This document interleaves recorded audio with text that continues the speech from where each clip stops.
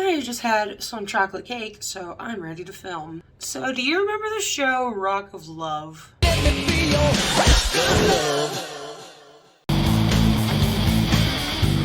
Get everything ready. We got 25 hot women moving in. Hollywood. Rock of Love was definitely nostalgic for myself and anyone else who was enjoying VH1's reality television in 2007. I can't even believe this was allowed to be played on my TV at home. But my mom loved Bret Michaels and his band Poison. Hi, I'm Bret Michaels. I'm the lead singer of Poison. 20 million records sold.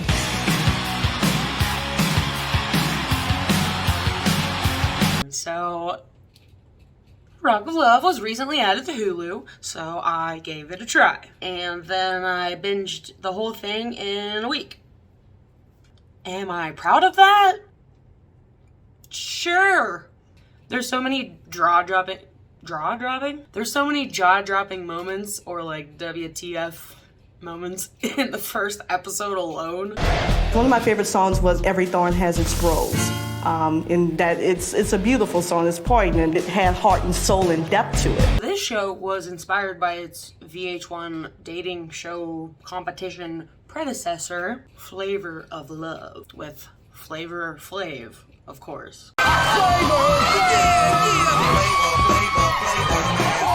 don't think I ever watched that show, so maybe I need to give it a watch since it is also on Hulu, but also maybe not. This show's like Jerry Springer meets The Bachelor, and I'm here for it. Alright, so let's dive into episode 1 because we must. It starts with 25 women all wanting to fight for Bret's love.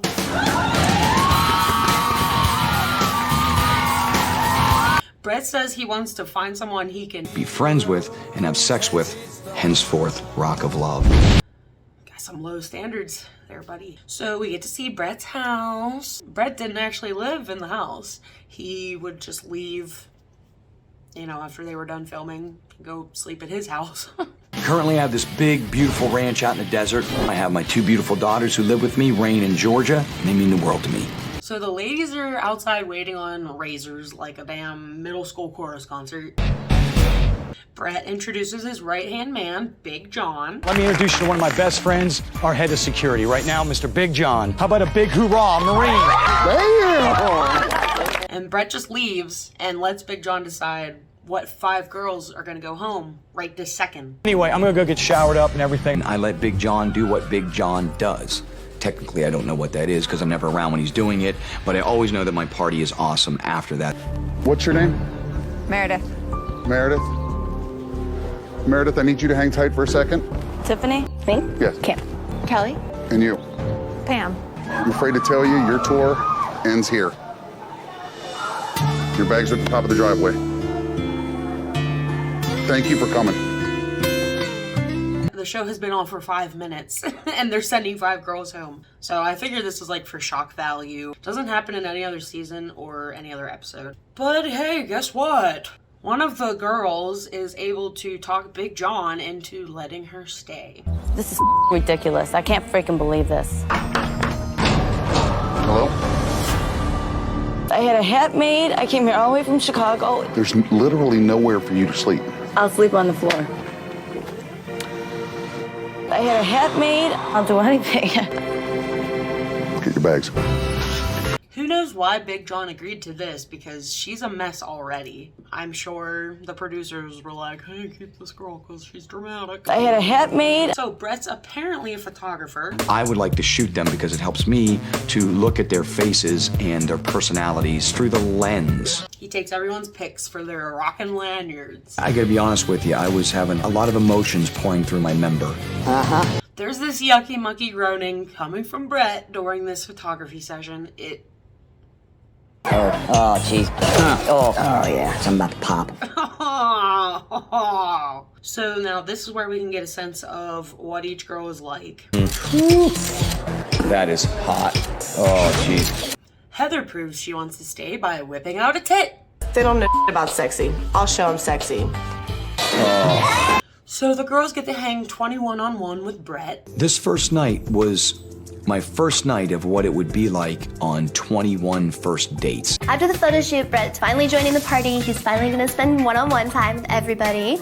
So Brett sits on a couch. You're in Texas. We're in Texas. Dallas. I love Dallas. Everyone, come in, sit down. We got plenty of room. Yes. Now let's move to couch number 2. But you don't want to go through the rest of your life. Right.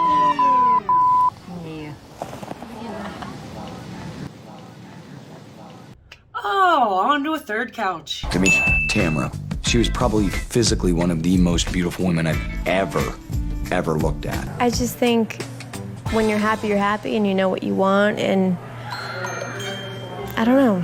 I think I like a lot of different things. Right. Well, you gonna come down? You wanna hang? I'm like, Brett, girl. Okay.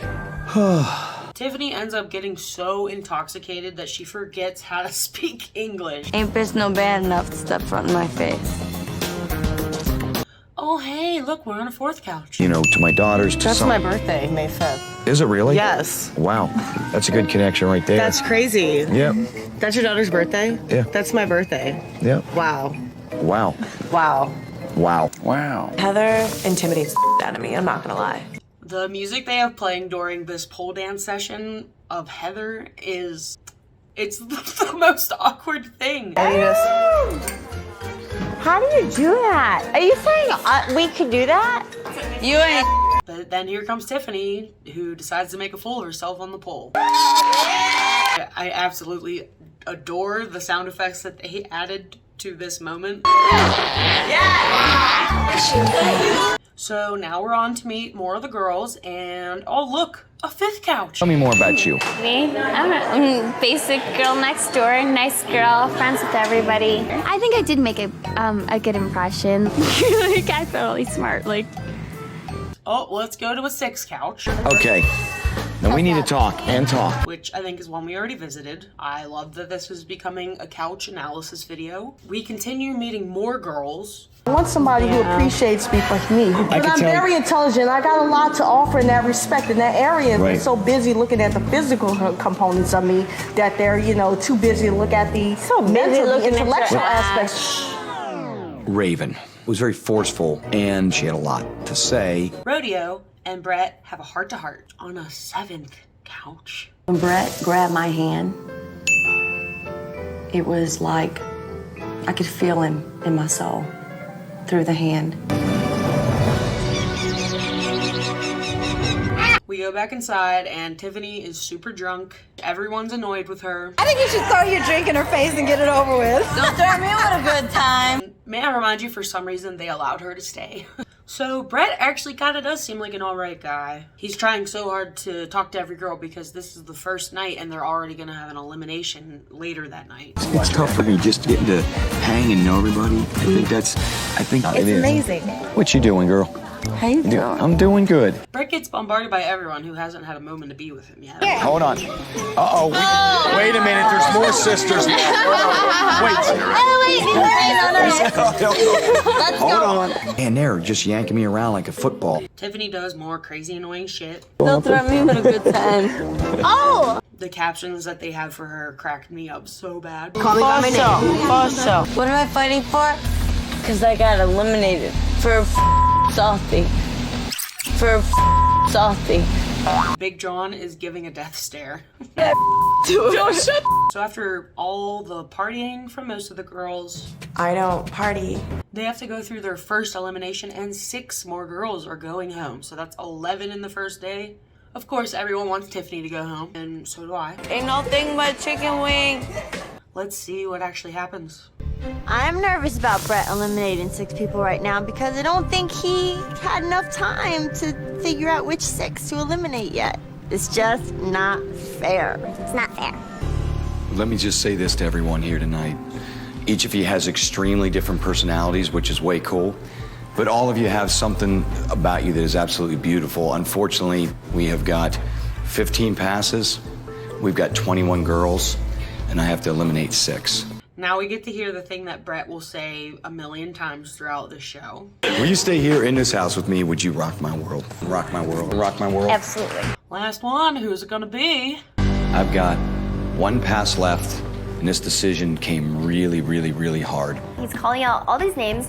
The passes are going, you know, these girls after girl, and I'm like, why you? Why you? Now here's a situation where I am completely on the fence still, but at the same time, I think I just got to get to know this person a little more. I'm freaked out. There's no way I'm going home. What the is that? Why am I last? Brandy C, would you come down here? I'm so happy that I got the last pass. I don't have to go home. I get to stay, and I guess he really does like me. But wait, what's this? We are going to allow one more person to stay here. They're gonna keep one more girl. Tiffany, you almost got in a fight with everyone in this place, and that's the truth. But I'd like you to come down here if you would. It's Tiffany. Come here. Tiffany got eliminated and she came back, so I'm pretty sure that she Big John's. But that's okay because that's what she does for a living, and I'm totally fine with that. And I think you owe a lot of these girls an apology. How could Brett do this to us? He has to sentence us to living with this dumb-ass, crazy girl. That's nuts. Why could he do this to us? Seriously, how does she... Don't screw up again, okay? Okay. Don't threaten me with a good time. Thank you for being here with me. Are we ready to rock this house? All right, let's crack a Brett's brew. And celebrate. It's Pepsi. Aw, snap. We're apparently back at it again with another episode of Rock of Love. Let's just dive right into the episode. We start off with Brett just pumping some iron in this cool outdoor gym setup he has at the house. But first, I just needed to get to the gym. Now let us reminisce on the days of yester when Tiffany was a sloppy drunk mess. Don't threaten me with a good time. So how about the stairs? I swear to you, I didn't edit this. It's just that good already. I love the don't threaten me with a good time. Like, does she think she's a gangster from the 30s or something? I did some research and I looked up this phrase because I wanted to learn the origin of it and just listen to this definition. Don't threaten me with a good time is a positive response to what is interpreted to be a flirty gesture. Bret Michaels says, "Go easy on the tequila, Tiffany. I may have to physically restrain you pretty soon." Tiffany replies, "Don't threaten me with a good time." So this was a post I found through Urban Dictionary, through Google, through a search I did. Thank you to Sarcastica who posted this back in 2008. It's brilliant. Tiffany somehow looks like a different person today. I'm gonna be a little more low-key and see what goes on in the house. Like, her makeup actually looks nice. Maybe that's what it is. But her face somehow looks totally different. She's a shapeshifter. Okay, so we find out one of the girls was engaged. My ex-boyfriend made me a scrapbook. The first picture we ever took, the first day we ever met, until like our very last picture. Really? It documented everything. My ex-fiance. Okay, I mean, things happen. But it did seem like she brought him up out of nowhere without any prompted questioning.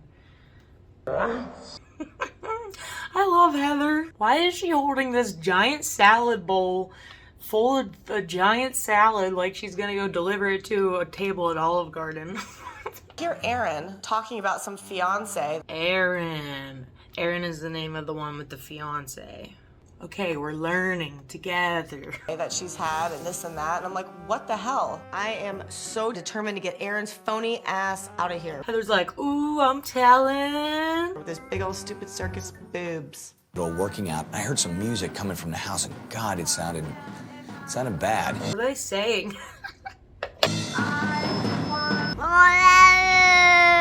Brett's playing music and everything, and everybody's on the poles, and I don't associate myself with people like that. Yeah, it was just ew, gross. I'm kind of with Jessica on that one. So it's like 11 a.m. on a Tuesday, and they're partying it up. Partying, we're all having a good time. It's just crazy. I think that the house turned into one of those horrible strip clubs that you find by the airport that are full of like fat chicks with huge fake implants. Oh! Brett's gonna leave and go get a surprise ready. I'm as guilty as they are. We are all guilty amongst our flesh. But I have a surprise plan for him, so I'm gonna bail out now. I'm gonna go get ready and drop a little bomb on him. All right, y'all, see you in a few. So we're gonna go outside and see the non-partiers just hanging out, minding their business. But uh-oh, here come the partiers who are gonna come and be rude, apparently. Drink? No. Yeah. Have you had drinks? Today? Yeah. Yeah, I had a beer. A beer? I need more than a beer. Lacey acts like she's being so friendly, but meanwhile she's being a bitch. She made a pathetic attempt to come outside and get to know me. I don't want anything to do with her or her annoying bimbo posse. No. So Lacey goes back inside to immediately talk shit. This is like group A and that's group B. And I went outside and I was like, you know what, I'm gonna try to hang with the girls I don't know at all. But it didn't work, so I came back in the yard. So they make it known there's a clear rivalry between two cliques of girls. The slutty, outgoing girls versus the more bitchy, introverted girls. You know, not as boorish. You know, she just sits around with this I'm better than you attitude, and you know, she deserves to have that smirk washed right off her face. Lacey is pure evil. Lacey ends up pulling Jess in the pool. Like, isn't this something a 5th grader would do at like a birthday party? I'm pretty sure anyone would be mad if they were surprisingly pulled into a swimming pool with all their clothes on. Get the out of my face, and I'm being dead serious. She yanked her kind of hard too. All I did was push her in the pool. It's not like I, you know, set her clothes on fire or anything yet. Lacey is literally insane. All right, so this Liv Tyler girl gets to read a note from Brett for the whole group of girls. It's a little love note. When I'm on the road, when I'm on tour, I'm away from my baby and it's a bore. I need a love who can get on the phone, get me hot, and give me a good time. Okay. They're gonna do the first challenge, and it's who can do phone sex the best. Wow, who comes up with this stuff? Oh no, this gets some of the girls to want a little drinky drink to get them through the phone sex challenge. They need a little liquid courage. This causes Tiffany to start pouring down glasses of wine into her gullet. And we get to watch as she goes from normal, everyday Tiffany to sloppy, hammered drunk Tiffany that we all know and know. I've been drinking a lot.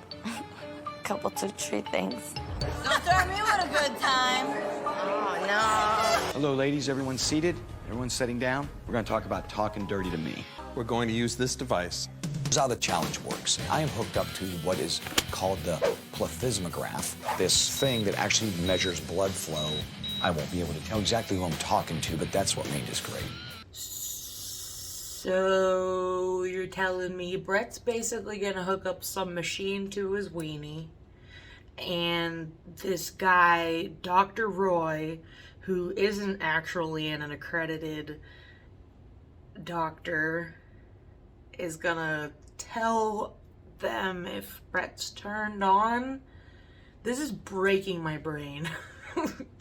Dr. Roy, you getting a good reading over there? Strong like bull. Ew, I don't know. I don't like it. The girls do their thing. I guess there's all kinds of interesting techniques. From singing, I received the phone call from LA, to speaking in an English accent. How would you like that? Could be a dirty nanny. I think that would be really, really hot. Thank you. Doc Roy approves. Oh. Take me to it. Was it before or after we were playing Ring Around the Bedpost? What is Tiffany even talking about? Was that before or after you gave me boxing lessons? Because I love that. Then she says her famous catchphrase and ruins the moment even more. Come on, I'm on the road here. You gotta talk to me. Really, don't threaten me with a good time. Don't threaten me with a good time. Don't threaten me with a good time. Don't threaten me with a good time. See, they get it. Tiffany, obviously. Hello?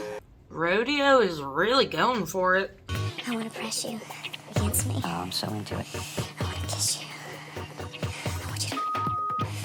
I'm like, oh my God, what is going on right now? So Brett wobbles out in his jammies looking like a toddler to give the results. Aaron, Lacey, and Rodeo get to go on a date with Brett. Brandy is not happy. I'm so pissed that Aaron gets to go out on a date. Why is she even in this house? Her boobs, they're circus. So Dallas wants to start shit. Kill all pets. Animals. I only wear animals and eat them. No, you shouldn't say that. You be a good person and condone cruelty to animals. Well, sorry, there's an animal right here, right now. I would slit his throat. Did she really just say that? You guys just get to slowly watch my brain break as we witness this together. It's date time. Lacey and I won the date, and I think I just kind of want to show him a little bit and get him to want more. I'm sorry, but Brandy's chest looks insane. Morning, good morning. So excited. Bye. The girls leave for their date with Brett, and I'm just thinking, Aaron, you better enjoy it while you can, because you'll be out of here soon, bride. And let us pull the song up and just play it for you. You know how we do it? Just play it and let it Yeah, hear it. oh, I can't wait. Needed to complete this song. And I needed to kick it up a notch. I would love to start, Lacey, with you. We got the cold December.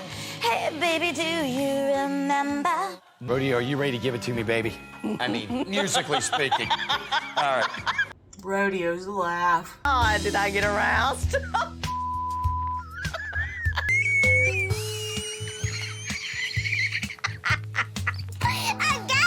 Am I the only one who thinks it's like gross to watch people make out on reality shows or just like any show really?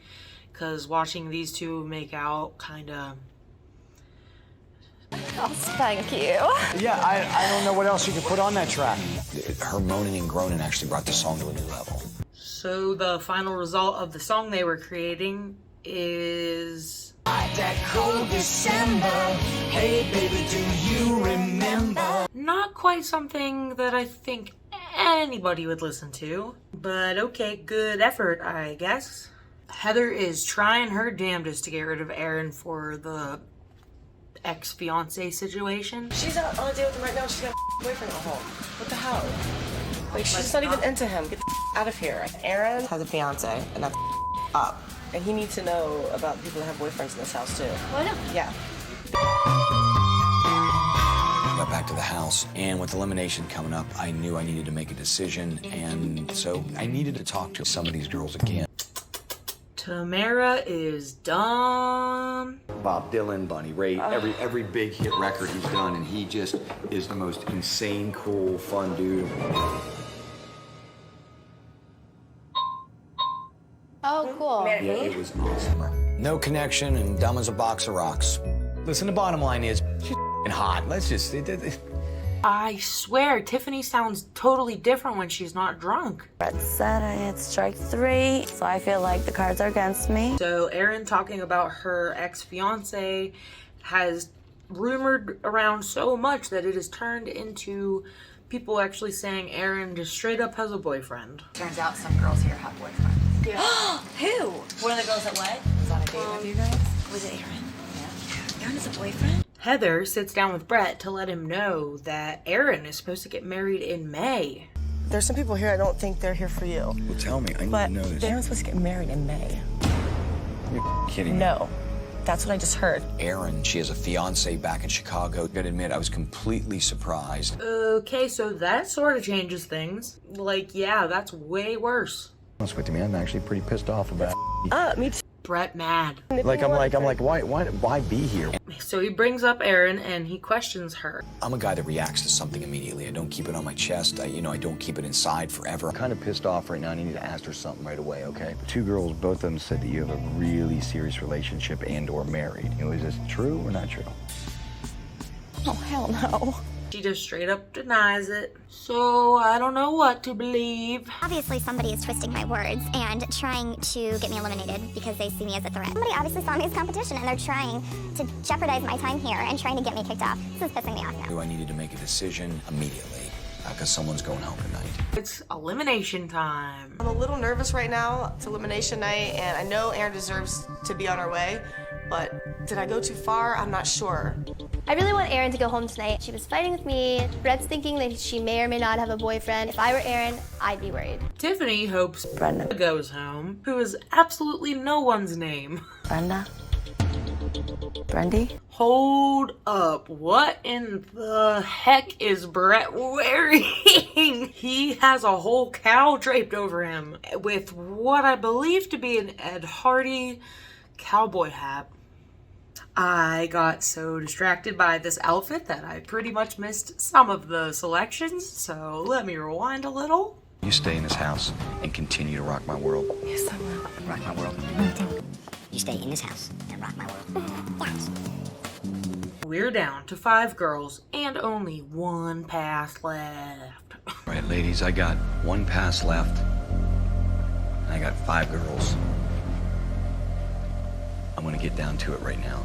For some reason, they like to eliminate large groups of girls at a time in these first 2 episodes. So we have Tawny. Don't remember her. Next we have Liv Tyler. Oh, our beloved Tiffany. Almost want to make a shirt in her honor. Don't threaten me with a good time. He missed out on a very good person. He actually missed out on the person he could take home to mom. Bye. Goodbye, Queen. And last but not least, Tamara, who battles her way through this sentence. I think this is a good time for me to make my exit. This is good. Not bad. Although Brett was good too. Maybe. Not that I would know. My name is Tamara. Brett. She never told anyone the correct pronunciation of her name. Brett literally called her Tamara the entire 2 episodes, and so have I, I'm sure. Tamara. Down here. What the is this? He's keeping Erin? This is such... Come down here so we can get this party started. Naked in the jacuzzi immediately. What's that I hear? We want more rock of love. Okay then, let's go. How's everyone doing today? I'm in such a good mood, but then I thought, you know what? Why is Dallas here? Already we have Lacey, who's being a little crazy. I feel the little devil horn starting to pierce through my skull. I think I'm gonna have to do something about this to get Dallas out of here. I definitely talked about this a lot in the last video, but at least she admits that she's hellspawn. Are you the one that goes fast? Who puts the pedal to the gas? We'll get geared up and ready to start, because today you girls will race for my heart.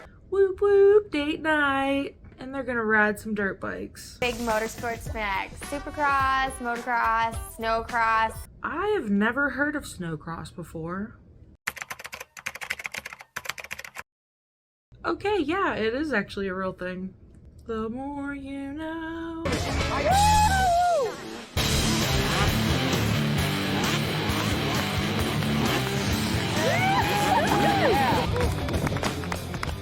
As you know, I love to rock. Let me tell you something. There's something I absolutely love in my life, and that's motorcycles, especially motocross. Motocross is one of the most important things in my life. I grew up loving it, living for it, and I would like the woman in my life to enjoy riding a motorcycle with me. Okay, Brett, but you can't just throw someone on a dirt bike that's never ridden one before. Two bitter rivals right here are going to take their anger out on you on this test track and get you ready to race today. Oh, Erin literally looks like she's about to cry. Grab some gear. Let's get ready. Oh my god, this is so cute. It's pink and has foxes on it. I'm getting so excited about riding that motorcycle. Rodeo is a little nuts. I gotta calm down. I think this is well established already. She's gonna die.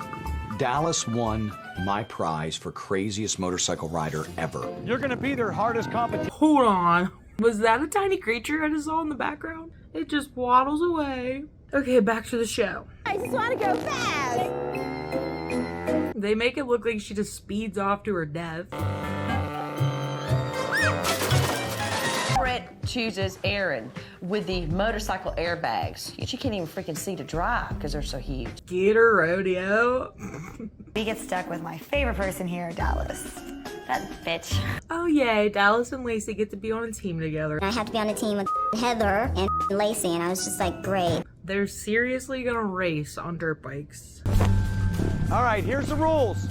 First team to complete 4 laps gets the prize. This is gonna be interesting. I think I've got this. I'm feeling really good about it. I am determined to win that date with Brett. Get set, go, come on. Instantly, Lacey Rex. Karma. I was picked last, and meanwhile, Lacey fell and ate it. Back on the bike, bitch. You're my strongest player. God. The other two teams actually aren't doing that bad.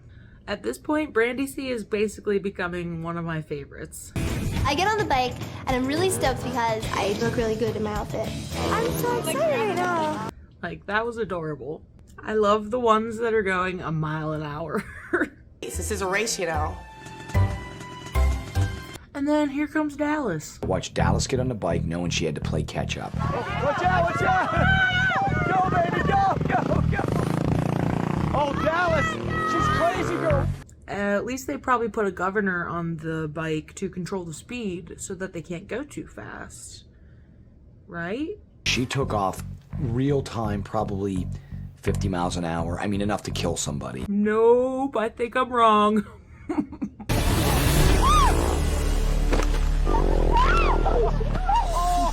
I couldn't help but laugh at first, just like Brett and Heather.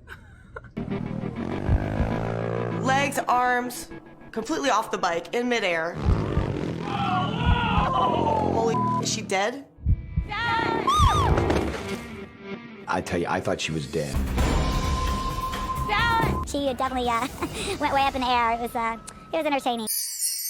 Dallas, you're a crazy girl. I think I broke my tailbone. But then... Mia thinks she can ride, but she has nothing on me. Not a damn thing. Rodeo wins it for the pink team. Rodeo, yeah, baby! The trophy, the date, goes to the pink team right here. Now here we go with some nonsense from Lacey and Dallas. Like Dallas is a squirrel outside. Go eat it. Go eat it. I wanted to take out some of my frustration on Dallas. What was Brett wearing a couple of days ago? I'm pretty sure it was a snake. Snake. He was wearing animals. I mean, Dallas does kind of have a point. Brett constantly wears furs and leather. Please, look at me. Don't punch her. Do not. Are you gonna punch her? Please don't. Please don't. Please don't. Lacey can't. Just let things go. Don't just call me a hypocrite and then go running off. So I'm gonna talk with Dallas, but before I do, I'm gonna go be in the correct attire for the occasion. But either can Dallas. I need to wear all the dead animals in the house. Lacey is a walking piece of garbage, and I decided that I should put on an all-dead animal ensemble and have a fashion show for Lacey. Look at you! Dallas, she walks up the stairs with her little strut in front of Lacey and rubs it in her face. I don't get away from her, I'm gonna beat her ass and then I'm gonna get thrown out of the house. Dallas legitimately wants to get away from Lacey in this moment, but Lacey is acting relentless. Stop touching. Sweetie, I want to see in your fur coat. If I can get Dallas to hit me, she's going home. So I'm just gonna push those buttons and push and push. Stop asking for the get off me. Show me how pretty you look in your leather, sweetheart. No way in hell that I was gonna allow any of this to continue. Causing Rodeo to have to go full rodeo. From walking away. Come on, stop now. You hear me? I might be a southern lady, but I manhandled that bitch. Dallas is lucky that she got away from me this time, but, you know, tomorrow's a new day and we'll see what happens. I am pumped up. I'm so excited I get to go on a date with Brett, and the person who's gonna come with me is Sam. I was so excited you guys won. It's very cool. Hello and hello. I cringe hard when he kisses multiple girls at a time. I don't know what it is. Well, yeah, I do. It's gross. They want to keep it kind of close, and I set up something very romantic, something that would give them insight into my life, and then after that, I would get insight into their life. This is very cool, is it not? So they're on the date and Brett makes the girls watch his life story. So we played a show called The Making of Bret Michaels, and it just was a life story so they could see what my life was about. They seem like they're enjoying it. It has to be so awkward to be on a double date like that, right? Sam was definitely like, they had so much in common. Even when it comes to little things, you know, she knew about the music. I'm just sitting there, I'm like, oh, really? Is that what it is? Oh, okay. Ooh, they're in Brett's private quarters. Yes. Okay. Brett's impressed by her, so I'm gonna do what I gotta do to get my man. So that was my little strategy there. Again, yeah, it's super weird to have to double date like that. I just felt a little awkward to see a man I like kiss my friend. Aw, little Sammy. I'm laughing to myself because I'm thinking, what an awkward situation, you know? I'm just like, yeah, great. Exactly, that's what I'm saying, Magdalena. Just kissed me, and I think I heard angels sing because I'm a dork. Like, the sexual tension is ridiculous right now. If I wanted to have an orgasm, yes, I can't because They're all everyone's around. watching me. Sam's like, I'm so innocent, and then brings up having an orgasm. I don't think I should have brought up the orgasm because now Brett's extremely turned on. And I'm just like, damn it, that's not the kind of personality I want him to see. I don't want him to judge me on like how sexy I am. I want him to judge me for my mind and my heart. Aw, poor little innocent Sam being all sweet. Sam actually deserves better than this man. Here comes the double kiss. Good night. After Sam told me she needed orgasm, I was about ready to pop. Why does he say that so often? I was about ready to pop. I'm horny. John, get my insulin. Okay, so they used that little soundbite out of context at the end of the last episode to make us think that Brett was having a medical emergency. Time for the two of you to have your fun with a bitchin' day in the LA sun. I totally got excited because I'm wanting to see him without his shirt on. And I haven't been able to do that yet. Horny old rodeo. Chill. And?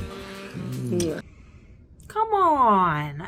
She was in her face. I said, Lacey, get off. They were trying to grab her. She was out of control. Lacey was. Yes. Lacey's either gonna make passionate love to me or possibly kill me in my sleep. Yeah, probably the latter, Brett. Back at the house, Lacey is doing something that I think I would have done in middle school. The girls in our room have started this wall called the Wall of Shame. So real mature. This is a question. You all having you having a good time? I'm having an amazing time. I'm very, very Yes, I usually have my own garden at home. Peppers, jalapeno peppers, banana peppers, green peppers, all the sweet peppers. It is so hard to get any words in with Rodeo around because she just cuts you off and she's always got to keep going. I can only imagine. Choke me, spank me, pull my hair. Is there a rooftop sex room up here? I have a lot of class, and you just do not do that. My favorite position is... Is it? Lady. During the one-on-ones at night, I realized all the drama that's going on in the house. I got to deal with it. Whatever you want to do with your life, I don't care. You know what they do to rabbits. I'm not here to date you. I did grow up hunting, and I like to eat meat. And Lacey seems nuts. You're the one that was shoving me as hard as you could. You were touching my face. And if I wear any t-shirts that... It ain't gonna work in this house, and one of them's gotta go before someone dies. A bit dramatic there, Brett. Coming up. 12 girls, 10 passes. 2 of you are going home tonight. It's elimination time! The amount of girls left is drastically smaller than it was just 2 episodes ago. It's because they send like 5 girls home a night. Which I don't understand why they started with 1 million girls, because then you don't really get to know them, but I guess it's probably for entertainment purposes. Would you stay here and rock my world? Of course. Awesome. Jess, will you come down here? I actually get chosen to stay in the house, which I'm kind of surprised by. You stay here and rock my world. I'd love to. Rock my world. You know I'd love to. Rock my world. Yes, I would. I would love to. Absolutely. Awesome. All right, we got 2 passes left. Sam, you want to come down here? This is it. I've got 1 pass left. I've got 3 very beautiful girls here. The tour ends here for is Christia. Oh my god. He just eliminated Christia. Wow. I'm losing my best friend. 2 girls. I will say this. I feel that one of the 2 of you I made a stronger connection with than the other. And I feel that this person is actually pretty crazy. No, no, no, no. Lacey, would you come down here, please? Why? Let's see how the 2 who were eliminated react. Christia, we come down here, please? I wish I could have shown him that I do have a lot of love to offer. Okay, Christia was nice. I also thought her name was Krista the entire time, so now I know it's Christia. Just in time for her to be going home. And Dallas just walks off. All right. That's okay. No hug? That was absolutely disrespectful, Dallas. My advice to Brett would be make sure that Lacey takes her medication every day. I gotta tell you something. When someone don't have enough class to even come over and thank you for inviting them to your house, for treating them nice, that's pretty classless.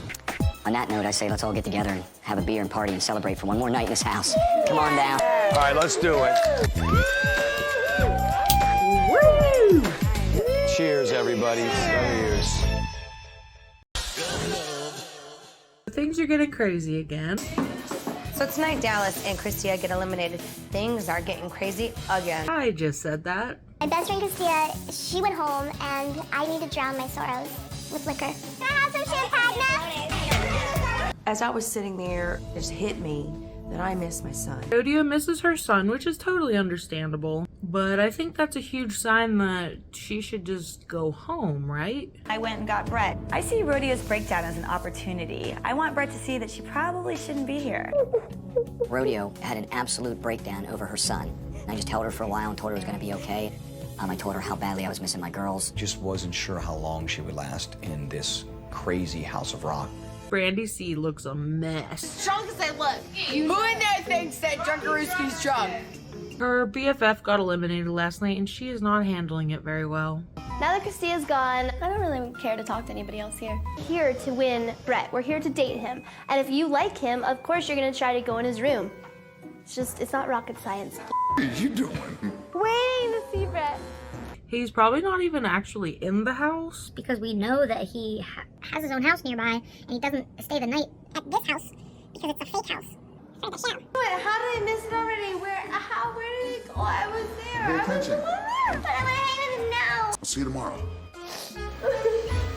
The next day. Brett wakes the ladies up to some Blues Traveler.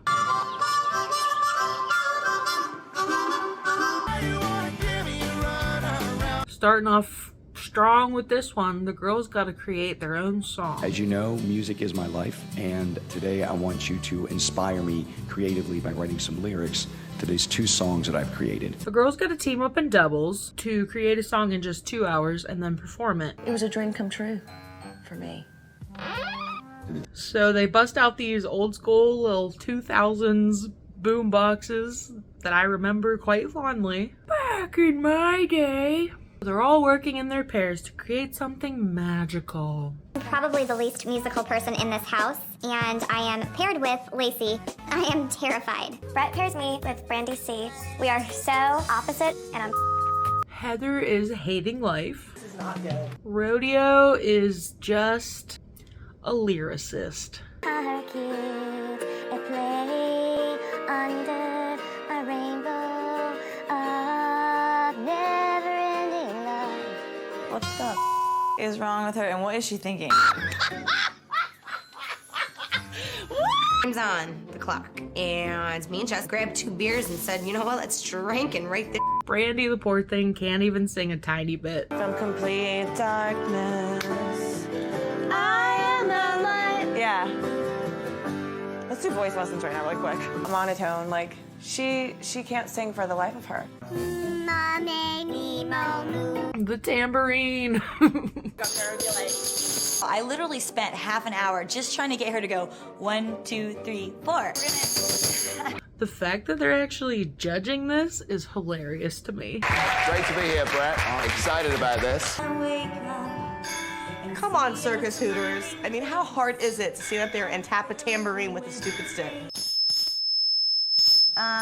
Thank you. Thinking of you. You could tell it was a team effort, and the 2 of you worked together well. Thanks. The singing was not great.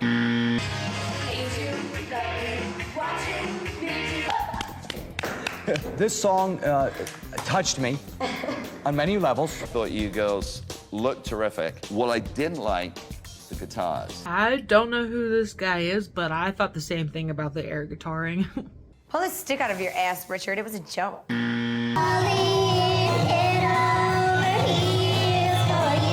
Come on. Worse and more worse. Both agreed that in order to carry out the rock for you, for your future, is to have kids involved. Because the children are the ones that are growing up and they're going to make your rock music live.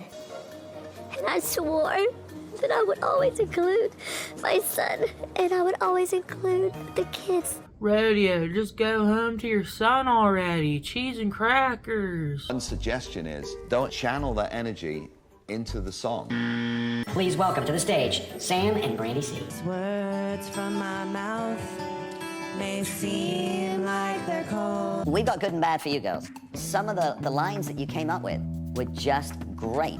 The last thing I just want to say, vocals were unintelligible. The voices were terrible. The singing was bad. Lyrics to be proud of, singing to be embarrassed about. I think that I'm going to call this a tie. Awesome that we won, but at the same time, a tie? I mean, come on, that's such a cop-out, Brett. I agree, a tie is kind of ridiculous. Brett decides it's a tie. First of all, that's bull because the other team did not do as well as us. Heather and Magdalena suck. Rodeo is just breaking down, poor lady. I know you know. And I felt really bad that I brought it into that. Every time I turn around, she's crying. That sucks. She's in an emotional state because of her kid. I mean, I understand. But at the same time, I prepared myself. I miss my cat. I'm not kidding. Yeah. Abnormally, I miss her. Brandy is sort of right. I mean, Rodeo didn't seem like she's ready for something like this. Getting really annoying. Girl needs to get her emotions in check. Brett is really understanding about Rodeo's situation and the emotions she's feeling right now, since it has to do with their kids, and they both have that in common. She's having a tough go. Like, obviously, she's extremely emotionally involved with her children, which is the way, which is why I respect. Good evening. Hello. Ready to go out? Of course. How are you? Heather and I want to date with Brett, and I'm happy because we won, but at the same time, I have to go on a date with freaking who? Heather. Here we go on a freaking double date. Brett just gives them each an electric guitar. Thank you very much. Now, here's what we got for you guys doing such an awesome job. I got you these guitars, and these are for you to keep. Let's get belly rings, piercings, tattoos. No, we're thinking about it. I'm gonna get Brett on my neck. I'll get it on my neck, right here. Heather's already gonna get Brett's name on the back of her neck 4 episodes in. When Heather told me that, and I was looking in her eyes that night, she looked beautiful, and I thought at that point she could be the one. So they get hammered and they try to bring the party back to the house. Be out of control. Triple kiss. Once I start to party, I just got to keep on partying. It's just the way it is. Once I feel good, I want to keep on feeling good. I'm out, bitches. The real immersion. This is probably the 139th time I've seen Heather's. You dance and I'll play. Ready? Jam is sad. And then they go to bed. I feel like absolute crap this morning. I woke up in a puddle of my own drool. Liver swollen, no pants, almost completely naked. I'm a little hurting right now. I pulled my pants out to kiss my. Hey, what's everybody all riled up for? We're talking about you. We're all a little excited for whatever happens. We just had a good time, you know?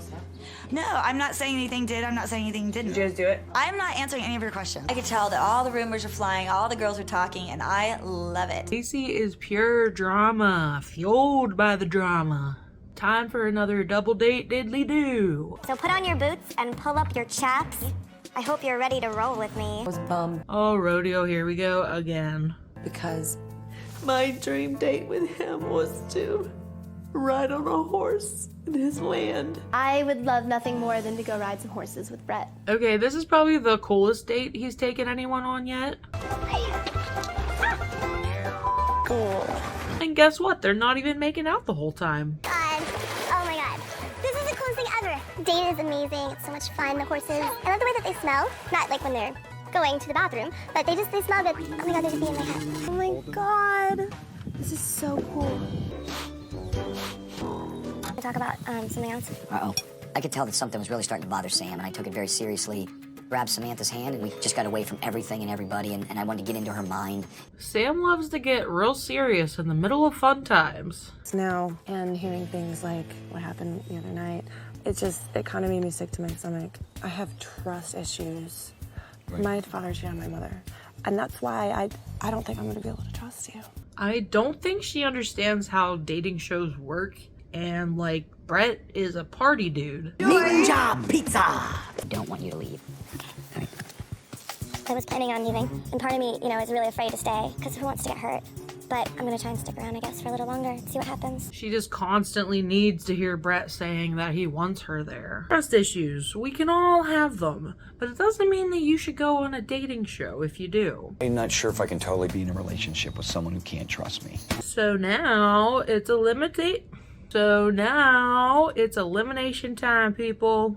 It's been a crazy couple of days, and the bimbos are trying to get in Brett's pants. And after tonight, I guess we're gonna really see what Brett wants. I wish Brett would wake up and look at me and say, God, I want that figure of a mother in my child's eye. I'm hooked and it sucks. He said that he liked me, and I think it was sincere. Talking to Brett encouraged me to stay. Sam basically doesn't want to stay because she wants to be there. She wants to stay because Brett wants her to be there. And that's sad, and you can do better. Good evening, ladies. You look beautiful as always. We've got 10 beautiful women, and we've got 8 passes left. And 2 of you are unfortunately going to be going home. Tonight, I want to do things a little bit differently. Rodeo, would you come down here, please? Oh shit, wait. Looked at me knowing how insane and crazy and melodramatic it is in this nut house. And I knew that you were in some ways asking me if you could go home and spend time with your son. I want you to go home and see your little boy and give him a hug for me, okay? Aw, what a nice guy.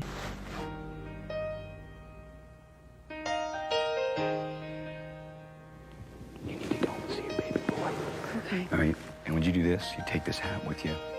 I had this thing made, I want you to have it, all right? I needed to let Rodeo go, and I was gonna let her go with dignity. Rodeo is crushed, and I want to feel bad, I do. I didn't want to go. But it's also just like cringe. Anyway, that was the toughest thing I've done in a long time. Okay, regular elimination time. Mia, would you come down here, please? Jess, would you come down here, please? Aaron, would you come down here? Brandy M. BB, would you come down here, please? Magdalena, would you come down here, please? So I'm standing here and all the other girls are getting passes, and I'm thinking to myself, what's going on? I was so certain I'd be one of the first ones to get passed. Sam, would you come down here, please? I cannot believe it's down to me, Lacey, and Brandy C. I'm so confused. We've had the time of our life with Brett. I don't know what's going on. Why would he be sending one of us home? I don't get it. Lacey, send Lacey. Lacey, would you come down here, please? No, he didn't listen. Heather, would you come down here, please? Wait, Brandy? No, I didn't expect that one. Brandy, come here a second. Here's my rose and my thorn with Brandy C. The rose is that she was a free spirit, a wild child, a California love child, and I loved all that about her. However, I needed more than her to just be a party girlfriend. I legitimately thought she was gonna make it far. Poor Brandy, we'll miss ya. Shocked. Really shocked right now. I can't believe that he would keep people like Aaron or, like Jess and Mia. It's so obvious how much I like him, and he's gonna let me go above those other girls. Oh wait, we're drinking water this time. There was like one drop in there. Brett needs a break from all the beers. He's been partying too hardy and... Here's to Rodeo, and here's to Brandy, all right? Everybody, congratulations.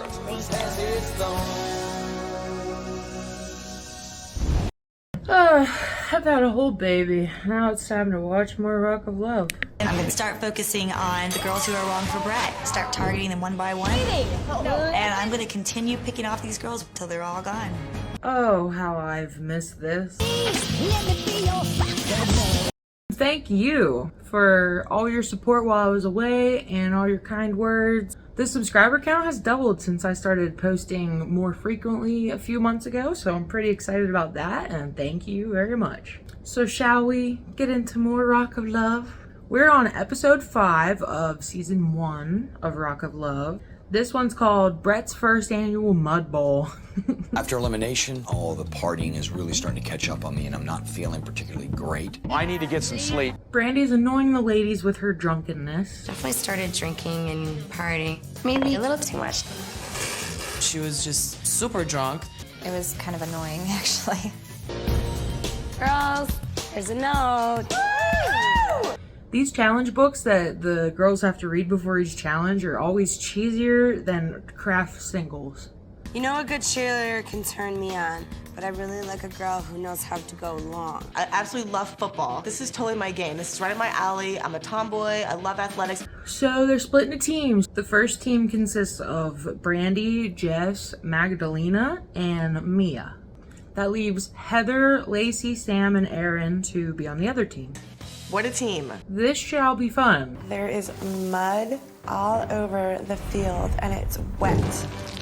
So apparently whichever girl gets MVP of this football game gets to go on a one-on-one date with Brett. I already had to share a date with Brett. Now I want him all to myself. I gotta get this MVP award. Hurt, tear him, break him, get him out of here. I love football. I love to watch it. I love to play it. I want a girl who loves football. The moment has finally come when Lacey receives the karma that she's been deserving of since the beginning. Hey, hold the ball! Hey, hold the ball! Jess comes around and nails her and she's out. And no one feels bad at all. Whatever, who cares? Hold on, you're all right. Now that I think about it, Lacey got what she deserved after that stupid circus stunt when she pushed me in the pool. Don't. Oh, no. They do lots of missing catches. Get it! Oh! Oh, shoot! The savage beast is coming out. So Heather takes matters into her own hands. My teammates have never touched a football ever. Am I gonna have to carry this team? Heather hits like a bull. It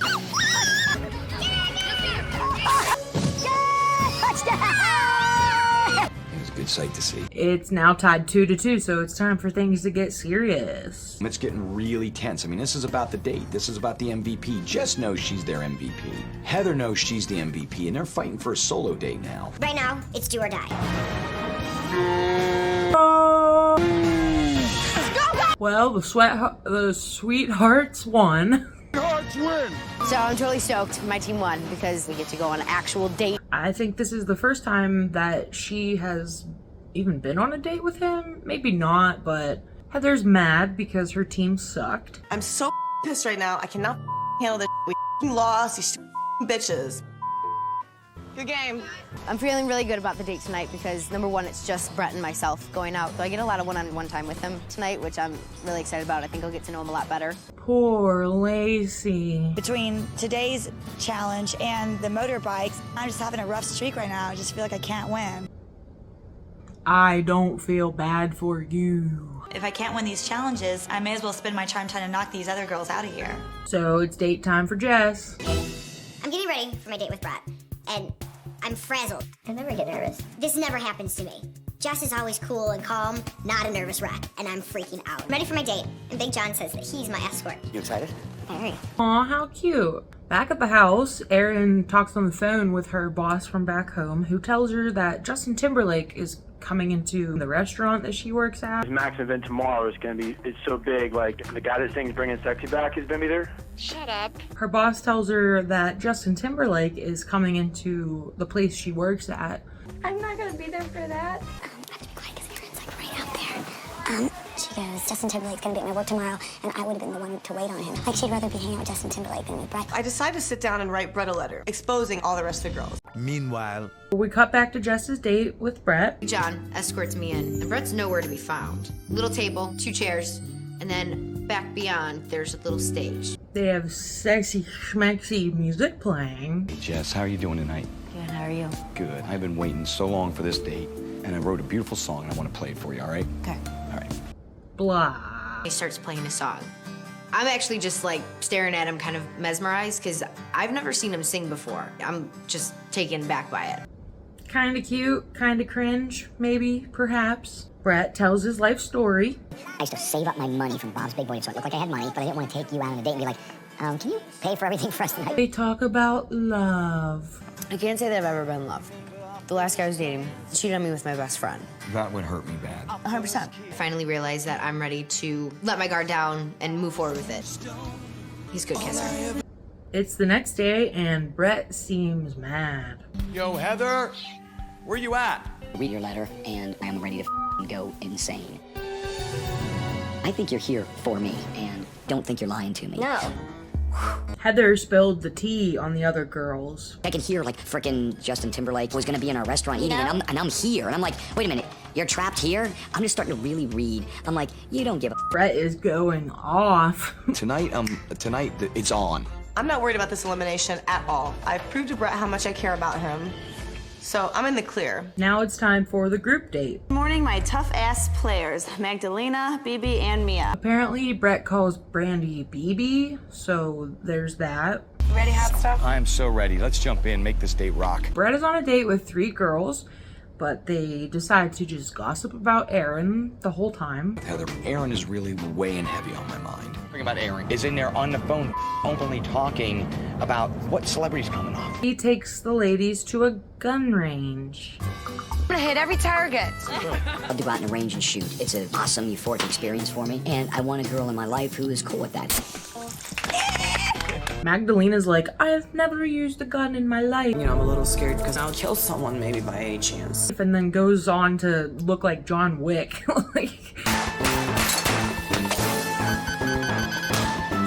Maybe Magdalena's kind of like a Polish spy or CIA or something. I will never do this to you. I promise. It goes from fun, let's joke about taxidermy. Oh, cute. There's my buffalo. To super serious in 0.02 seconds. During lunch, I asked the girls a very simple question. Could I trust Heather? Was her letter accurate? They're once again talking about the other girls who aren't present. We find out that Heather wrote a letter to Brett about every single person in the house, and I'm just surprised how could he even trust her?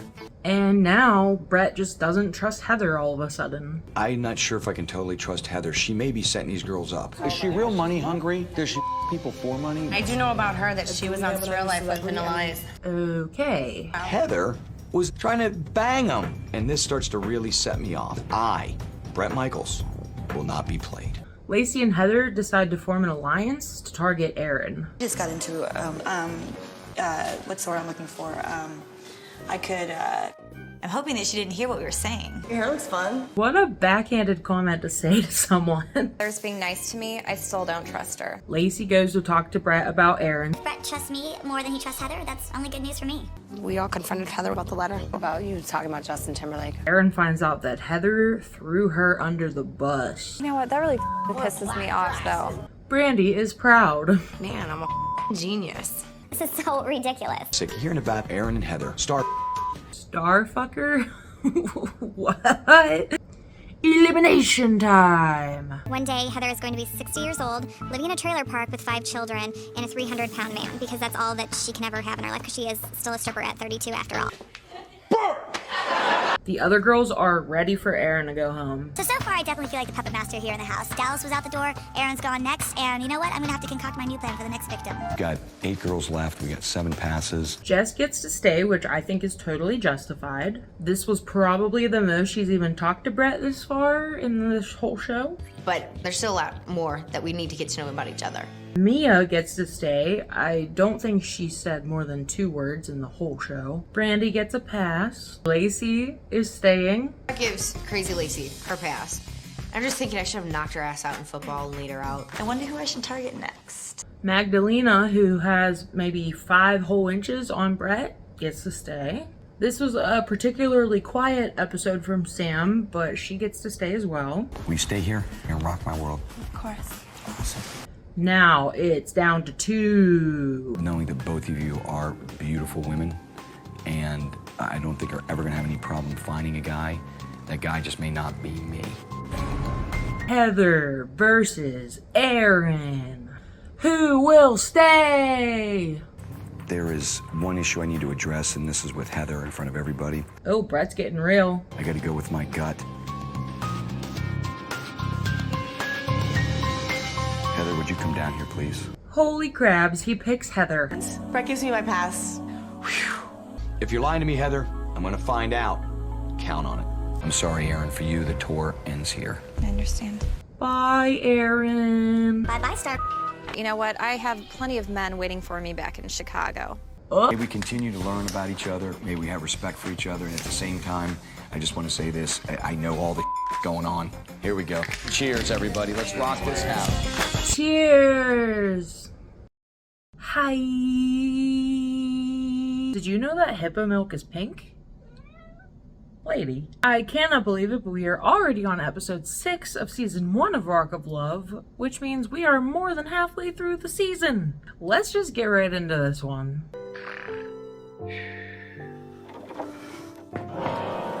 Brandy, Mia, Jess. This is rock and roll. It ain't rock and sleep. Get up.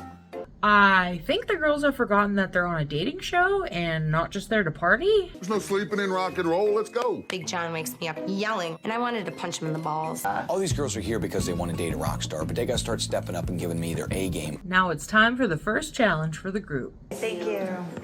Today, one lucky lady will show her road skills, but the other 5 honeys will end up roadkill. Today, there's another challenge to win a date with Brett, so bitches, watch out. It's Brett's birthday. Happy birthday. Morning, happy birthday. Thank you, thank you. I'm looking for a girl who can handle life on the road with me and all the insanity that comes with it. It's a tour bus challenge. In each city, 2 of you compete head-to-head in a rock tour-related challenge. Okay, this challenge seems fun. The girl that wins jumps back on the bus. The girl that loses, I gotta leave you behind. I have to win this challenge because I need to solo date with Brett. Jess and Magdalena are gonna start it off. I figured she's not the most athletic. I'll kick her ass. They have to see who can fill up a suitcase faster. I love it. Let's see what happens. I'm a little scared, I'm a little worried, but at the same time, the thing is so simple. You know, you just gotta put the clothes in the bag, zip it up, and come back to the bus. Go. Let's add that to the Olympics. Jess loses and gets left behind by the tour bus. I'm pissed. Too bad I lost. I would have been fine if I lost like on the last one, not the first one. Such a sucks. The other ladies move on to the next challenge. Now it's Magdalena. Why me? Versus Sam. So Magdalena picks me to compete with her. Maybe she thinks she could beat me. I don't think so. They have to change in a porta potty, which is about the nastiest thing I've ever seen. No! Really? Yeah, well, basically, we're changing into whore clothes. Ready? Go. High heel shoes, a corset, and a mini skirt that is actually like a belt. They look insane. You need to tie your shoes behind your ankles. Our winner. Sam is the winner of this challenge. Sam wins this one, so she gets to move on to the next tour bus location, stop thing. I remembered to tie my shoes the right way, and Magdalena didn't. I'm not getting any time with him, any one-on-one time. I feel like we're never gonna have the time to really get to know each other. Now it's Lacey versus Sam. Brett's lost his favorite guitar pick. Oh. He loves that pick. They have to find a guitar pick in a dumpster.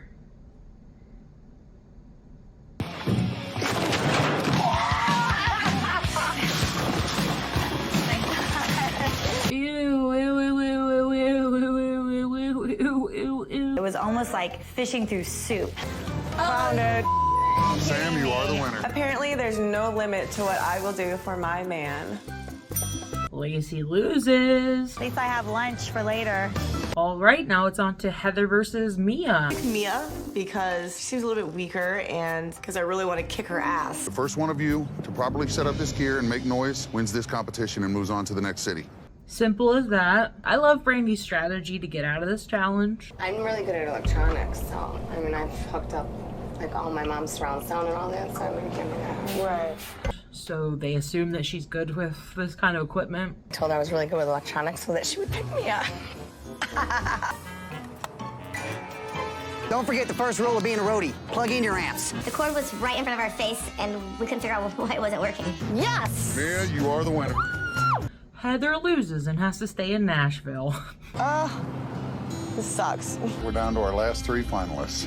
Brandy is next, and she chooses to go against Mia. Sometimes Brett gets drunk and forgets the words to even his biggest songs. Now they have to correct the lyrics to Every Rose Has Its Thorn. Go! Once you get up there, there's like 3 it's like... BB, you are the challenge winner. I wanted that date really, really bad. I should have had it. I should have won. Now it's down to just 2 girls, Sam and Brandy. You ready? Yes. Let's do it. I finally made it to the last challenge, and I did my best, and I knew these other girls weren't gonna make it. They got to do a little obstacle course. Sometimes after a performance, Brett's surrounded by people, a lot of times in high security areas. Therefore, the only way to get to him is through the crowd and over the velvet ropes. You're gonna hurdle these velvet ropes, push your way through security, and the first woman back to the bus wins this challenge. Let me get you some safety gear. It's quite unfortunate for Sam because she's dressed like this. I'm in this little slutty outfit. Go!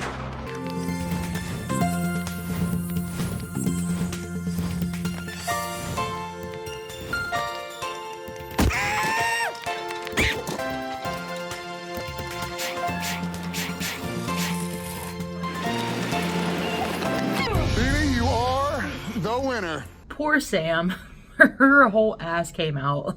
What a trooper. I was really pumped and excited. I kicked everybody's ass on the tour bus today. Brandy wins, and she gets to keep going on the tour bus, which the final stop is Brett. He's just standing there strumming an electric guitar. I'm looking out there and I'm playing guitar, and I'm just wondering who's going to be up on that bus. What's going on? I was extremely happy to find out that it was Brandy M because I need to get to know her better, and so I got something very special planned for tomorrow. Back at the house, Lacey is trying to cause a ruckus, as per usual. I haven't been able to get any one-on-one time with Brett yet, and it's starting to make me nervous. I'm not winning these challenges, and I'm gonna have to come up with a new plan. Lacey wants Heather to continue their alliance to gang up on Sam. It doesn't take much to get her jealous. Sam is our next target. She's way too weak and fragile for Brett, and she's gonna be an easy nut to crack. Operation Eliminate Sam is in full effect. Brett gets back to the house and is immediately like, I need a break from all of you, BRB, I'm going to my room. I'm gonna go get ready for the tonight, for the party. The ladies set up a little party for Brett's birthday. We girls got some fun things planned for him. We really want to celebrate it and make it awesome. When I blew out those candles, I was thinking the Magnificent Seven are looking hot, and my wish was to have the most awesome, kick-ass time. Aww, as his gift, he gets a little smooch from each lady. Grabbed my cheap boombox and mic'd it up with my PA mics, and the party rolled. I'm sorry, but there's no way that anyone dances to Nothing But a Good Time like that. Magdalena is gonna stay outside. I don't ever want to hang on the guy's neck just so he can pay attention to me. I'm not that kind of person. All of a sudden, out of nowhere, it happened. Sam shocks us all and gets on the pole. Ah, baby! I knew inside of her was this creature, sexual desire ready to explode. Okay, earlier Lacey said that they're gonna take advantage of Sam's jealousy, when meanwhile she's literally jealous in this moment. So Sam was doing some hot, sexy moves, and I definitely noticed that caught Brett's attention. I'm gonna have to do something about this. These girls are grinding on him and competing for his attention. Sam goes and hides in her room because she doesn't want to compete for Brett's love or attention. I look around, there's no Sam. It's upsetting to see someone I care about have girls all over them when I want to be that girl. I just want to get out of here. I'm sorry, honey. This is a dating show after all. I'm gonna flip out. Get out of my face. Lacey and Heather feel like their plan is starting to work and they're getting through to Sam. She's losing it, yeah. I think it's pretty important for Brett to know that Sam is freaking out. Even though Brett said specifically in the first episode to never knock on his door, Lacey does exactly that. Rise and shine. It's a little bit disrespectful. Who is it? Lacey. She goes to tell on Sam. I'm starting to get a little worried about Sam. She kind of had a freak out this morning. You're freaking out because she's really jealous? Yeah. She hated everything Lacey told me, and I'm starting to feel that maybe Sam is way, way too sensitive for this lifestyle. Then Lacey runs out to the pool to tell a randomly topless Heather what's going on. We just had a really, really great conversation with Brett. Heather and I are feeling really good. We've set our plan in motion to get Sam out of here, and I'm quite confident that she is going to be going home tonight. Brett is worried that Sam is just gonna leave. What you doing, girl? Folding. Sometimes I just need to pull away, and it doesn't mean that I'm mad, just that I need some time alone. Emotional. She just can't trust Brett. How am I supposed to get close to you when girls are grinding up on you? I'm still feeling pretty unsure about Sam. Maybe, just maybe, I'm gonna have to let her go for her own sanity. Which is probably the right move. Now it's time for Brandy to go on her special date with Brett. We are partying with the Anaheim Ducks. I love hockey. I'm the perfect one to go on this date with Brett. Brandy's voice sometimes sounds like she smokes a carton of cigarettes a day. A hack game. Her and Brett chit-chat and eat. You have probably two of the most beautiful eyes I've ever looked at. You do, though. At the house, Lacey finds a mysterious note on the table. Well, it's not that mysterious. It literally says that it's from Brett. Looks like my date will run late tonight. Chances are I won't be able to spend any more time with you before this evening's elimination, so I'm looking for some help. So the ladies that were not on the date have to make a list of why they think they should go home. We're all like, what the hell? It's a little awkward. Brett's just like, I want you guys to do the work for me, so you're gonna decide. I don't feel that you're sincere. That is sincere about how I feel about him. Just how you feel about anything. Wow. Back to Brandy and Brett's date. I had so much fun. She's one of those girls that could change your tire, and at the same time you want to have sex with her. That's a win-win.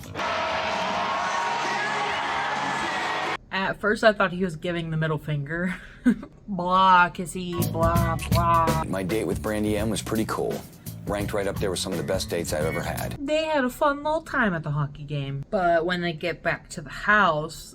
Nice. Nice. Look at you. I got some serious decisions to make, man. Yeah. Don't even want to think about it. I'm getting pretty nervous right now because it's coming down to the elimination. It's the Magnificent Seven. So this is going to be extremely tough for me to eliminate one of these girls. That's when the real fun begins. Our fun. Because we get to watch them slowly lose their minds as Lacey tells lies to Brandy. Jess tells me about the questionnaire that they had to fill out. The only bad thing they could talk about was my burping and my farting. So I decided to confront Lacey and Heather and ask them what they had wrote about me. As soon as your name came up, Mia, Jess, and Magdalena thought, like, she's a groupie, she just wants this. She's a slut, she's this, she's that. They said it's funny because I just confronted them and asked them, and all they said is they only wrote that I burped. I think it's all and I don't trust Lacey. Lacey's lying. You know, the more I can stir these girls up and start pitting them against each other, the better it is for me and the better it is for Brett. Brett wants to talk to some of the girls since elimination will be happening soon. He has a talk with Magdalena. I'm trying to get to know this girl, and I can't quite put my finger on it. I just had trouble connecting with her. Then Brett finds Sam crying. I'm too sensitive to be here. She wasn't ready to date someone like Brett. And I don't want to fall in love in front of millions of people.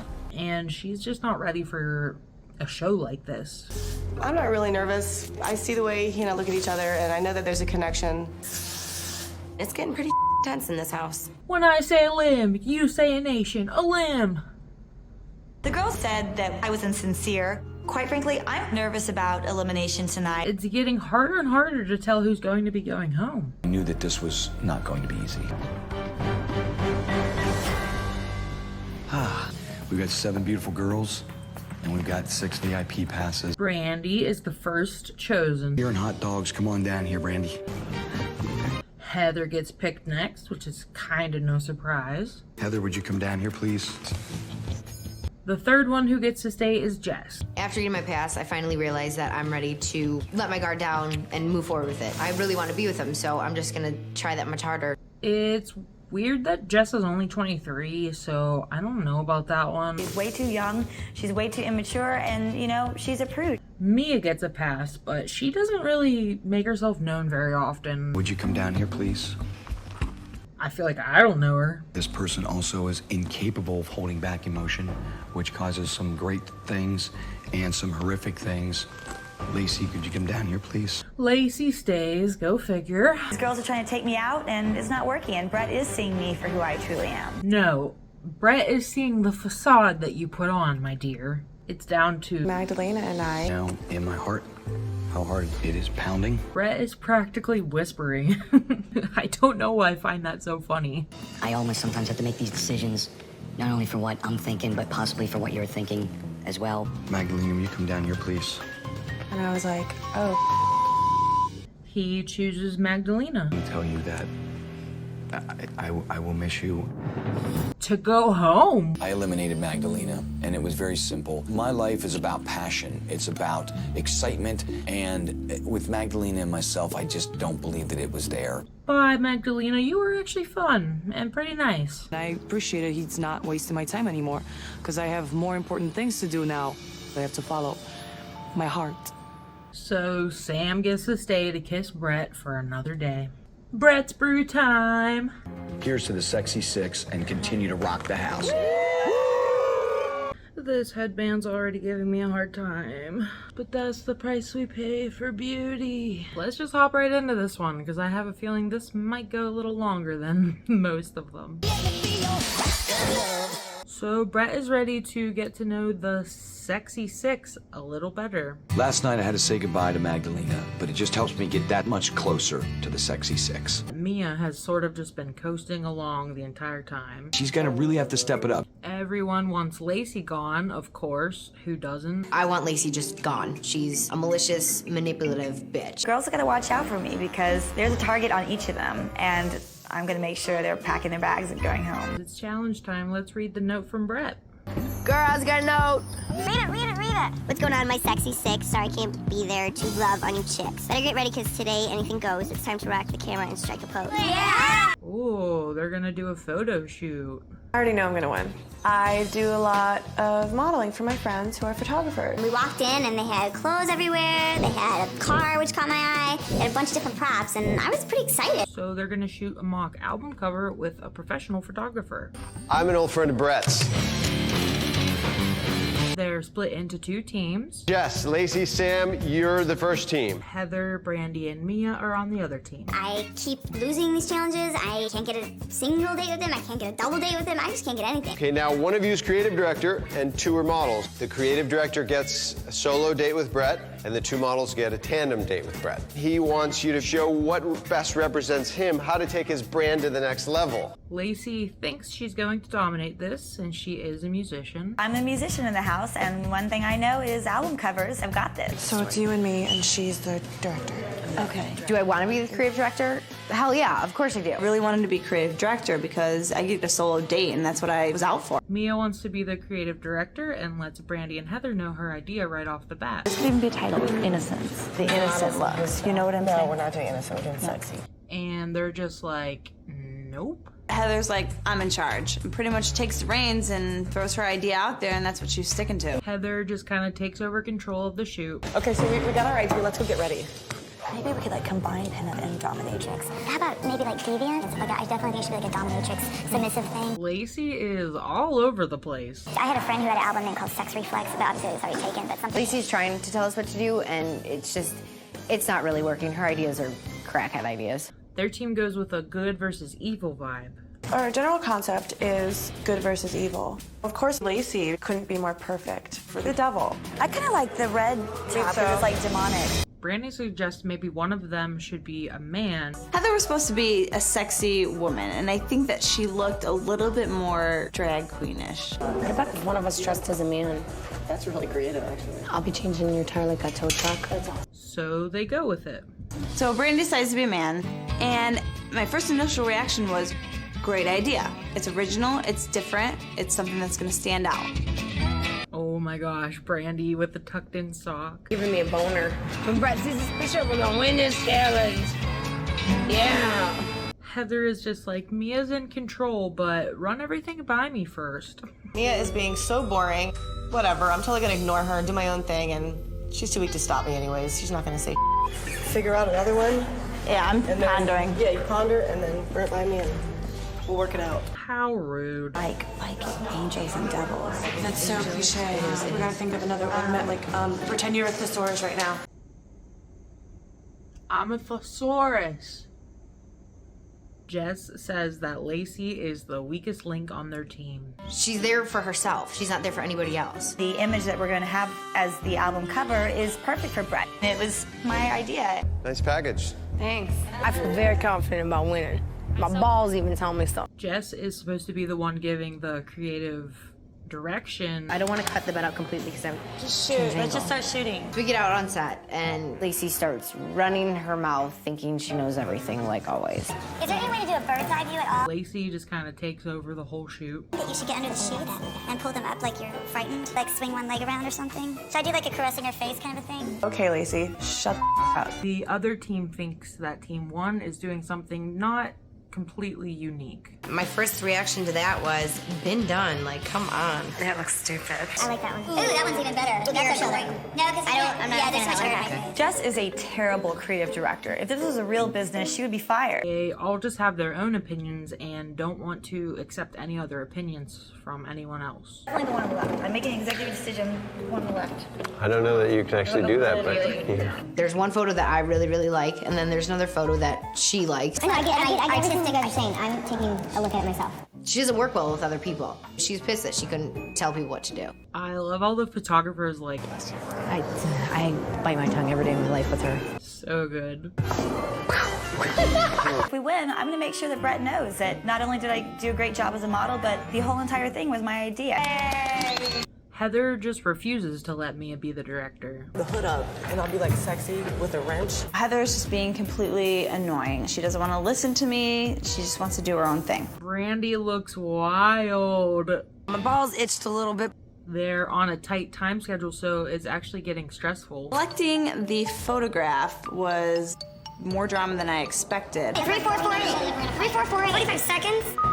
The photographer is going to edit the final pictures and show them to Brett. We'll see what Brett picks. Lacey is just making everyone feel crazy. They all want her gone. She's getting on my freaking nerves. If so many people dislike her, she truly has to be a bad person, right? So the photographer gave the teams notes about their photos. Ladies, come in here. Let's go like powwow and discuss. Powwow. The teams have a problem with who should be presenting to Brett. Lacey has the nerve to say that she should give the presentation instead of me, as if I'm not capable of doing it myself. Jess's team is having a real hard time working with Lacey. Just a conniving bitch. I see this album cover for a solo artist who is working with their own internal struggles. Okay, so let's make another paragraph that says, Can I talk? The photographer totally rips on Mia's team's photos. Why is Brandy a man? Is she supposed to be Brett? Brett doesn't have gray hair. Are you trying to say he's old? Heather and Brandy are hating life right now. I'm not taking the fall for this one. Mia was the creative director. She should have told me I looked like as a man. They need to figure out what the photos represent and how they're going to present them to Brett. Oh my God, like Mia's suggestions are so stupid. Why don't you just sit in the corner and be quiet and let me run the show? Him being manly and strong and going for it.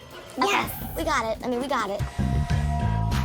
At this point, I'm so fed up and over all of the stupid games that Lacey's playing. Lacey just reiterates that she's not here for friends. I'm here because I want to be with Brett. Let's just say I'm very strategic.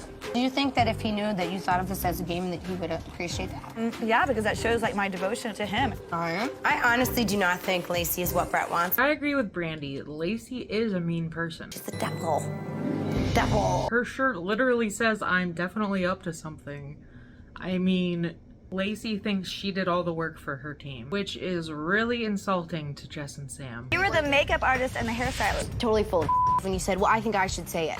I literally wanted to say yeah, that's why cool. do you think that you are more capable than saying it instead of me? You have no idea. Because I do a better job than you do. This is all just a game to Lacey. It's part of my strategy and my plan. She's saying that she wrote the whole entire thing. Oh, no. Where is she? What's going on? Sam confronts Lacey. What were you talking about? We didn't put any input in the thing last night? Because you were talking the whole time. Because you wouldn't even let her talk. I tried to let her talk, and she didn't have anything good to say. You're idiot. Lacey is a nasty, mean, dumb bitch girl right now. Here comes Brett, and it's time for the judging. Trust my boy Evo, this is his world, and he definitely knows what's up. Mia is going to present for her team. Yeah, let's go with Mia first. Let's see it. Is that a dude or what is that? And then I realize that it has. Brett hates it. We decided it was going to be called Broken Road. Our title signifies when you feel that things in your life can't be fixed and you really feel that you've hit like an all-time low. To myself, God, we got hot Heather, hot Brandy. Why aren't they straddling the hood of the car? He just wanted them to look hot, but they're not. Now, Mia, ultimately, you were the creative director.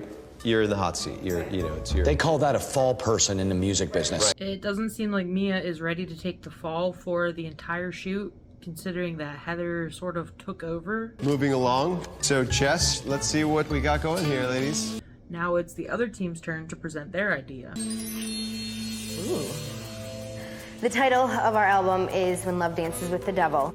Brett already likes this a lot more. I definitely see the cliche aspect of it. Lacey's eyes, they just are, no offense, evilish, but that's what the goal that we were looking for. I think maybe she sees me as evil. Maybe she's intimidated by that. My true pick for today would be When Love Dances with the Devil. Brett ends up choosing Jess's team. I think it pops, I think it shines, and I'm very excited about it. In my opinion, it is the better looking photo and a better concept. Thank you, Jess, Sam, and Lacey. Lacey and Sam, you're gonna go together with me on something that is really gonna be killer. And then Jess, I have something really awesome planned later today for you. The fact that Jess gets to go on the solo date with Brett, that is so unfair. She is not responsible for the fact that our team won. Lacey already bombarded Brett and goes to talk to him in her room. After the judging, I decide to pull Brett aside and tell him I'm the one that chose the winning album cover and made all the decisions that led us to victory. She's basically like, I did the most work. She really didn't step up to the plate as creative director. Honestly, she was a makeup artist, and she was maybe assistant to the photographer by moving some props around. The winning photo was picked by me. I promise I'm not really crazy. I only think you're mostly crazy. Sucking up the Brett real hard. Lacey then goes out to the other girls to see what the temperature is outside. You and they're talking about how you think you did everything? No, I didn't. I just wanted to get some.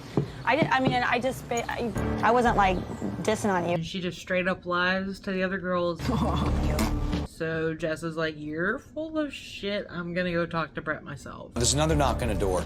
Damn, these girls are determined. Jess just wants to get through to Brett about just how insane Lacey actually is. She's being true, and then she's being fake. She's being malicious, and then she's being kind. There's something about her. I just wish that Brett could see how crazy she is around us when he's not there. It's time for the winning group's date with Brett. Oh my God. Here comes battle number one. Wow. All right, ready? Shotgun. Heather and Brandy are teaming up back at the house to do a little private photo shoot on their own to show that they really can be sexy. Back to the date, Brett asks Lacey and Sam about the shoot. When you did the album concept, did Jess really contribute a lot, do you think, or no? I think she did a good job. Gotcha. You want my answer? Go ahead. Lacey just talks a bunch of trash. Done like a stellar job as creative director. I totally would have like applauded her and said good job. Lacey is always throwing the other girls under the bus, saying what they're like, what they do, bad things about them, and this is starting to worry me a little bit. At least Brett's finally realizing that Lacey only has bad things to say about people, so Sam hops over and tries to tell the truth to Brett. So while Lacey's in the bathroom taking herself an innocent piss, Sam just boom, and she gets right into the conversation. I don't feel in my heart that she's genuine, and I just don't, and I never have, and I never will. She openly admitted to us that she was very manipulative. Which isn't good. Exactly. Brett's not sure how to feel. The side that she doesn't show you is this malicious, manipulative side of her. Can you really trust that? I don't. Brett, look at me. Can you trust No. that? So what are you doing? I don't know. I don't know. Now it's time for Jess's solo date with Brett. I have to say I enjoyed it taking Brett away from Lacey because you know damn well her eyes just went to the devil look and she probably wanted to kill me. They go on a motorcycle ride. This is definitely my dream date. So we both hop on and then we just take off. You know, my arms wrapped around him. It's just really cute. His hair is blowing in my face. Back at the house, Randy and I are so pissed we lost this challenge. We decide that we're gonna get a Polaroid camera and make up for our shoot and redo it all. They're blaming Mia for their loss. No help from Mia. She's coming nowhere near this shoot. Pissed her off. Back to the date. I'm gonna take her to one of my favorite spots on the beach, a little private cove. They go to the beach in leather jackets and jeans. Beautiful cliffs. Just me and her all alone. Lacey and Sam get back from their date with Brett to see Heather and Brandy's photos from their photo shoot all over Brett's door. Jess and Brett seem to be having a good date. There's so much I like about you, and I mean, I can't even explain. I never was frustrated or worried about the fact that you wouldn't get to know who I truly was. They suck face. I think I'm gonna hurl! Hey! Guys, get it together, man. Don't hurl, because if you hurl and I catch a whiff of it, man, I'm gonna spew. Their date is over, and when they get back, Brett likes the pictures on his door. What's going on? Mia steps in and is like, I want some Brett time. I need 5 minutes. I'm thinking, why are you waiting till now to get with me? Is it out of love or is it out of desperation? Now they're all gonna have a little family dinner together. The sexy six.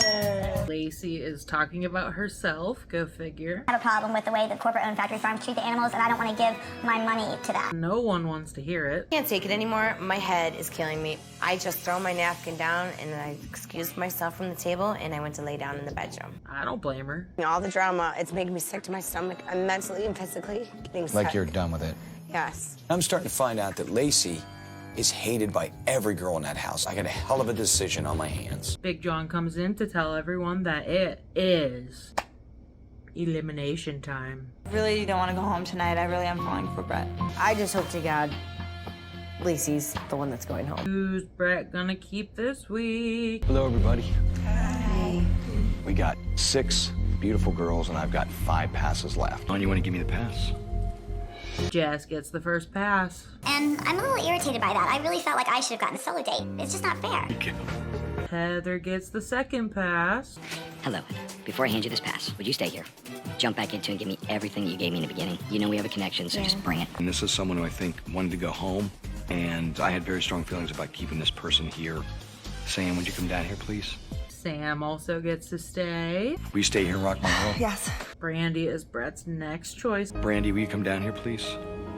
Will you stay here and rock my world? Yes, I would. Oh boy, it's down to Mia and Lacey. All right, I've got 2 very beautiful girls left and 1 pass left. This show has basically just become, will Lacey stay or not? Because at this point, we just will need her to leave. And I'm so worried he's gonna let Lacey stay. Lacey, would you come down here, please?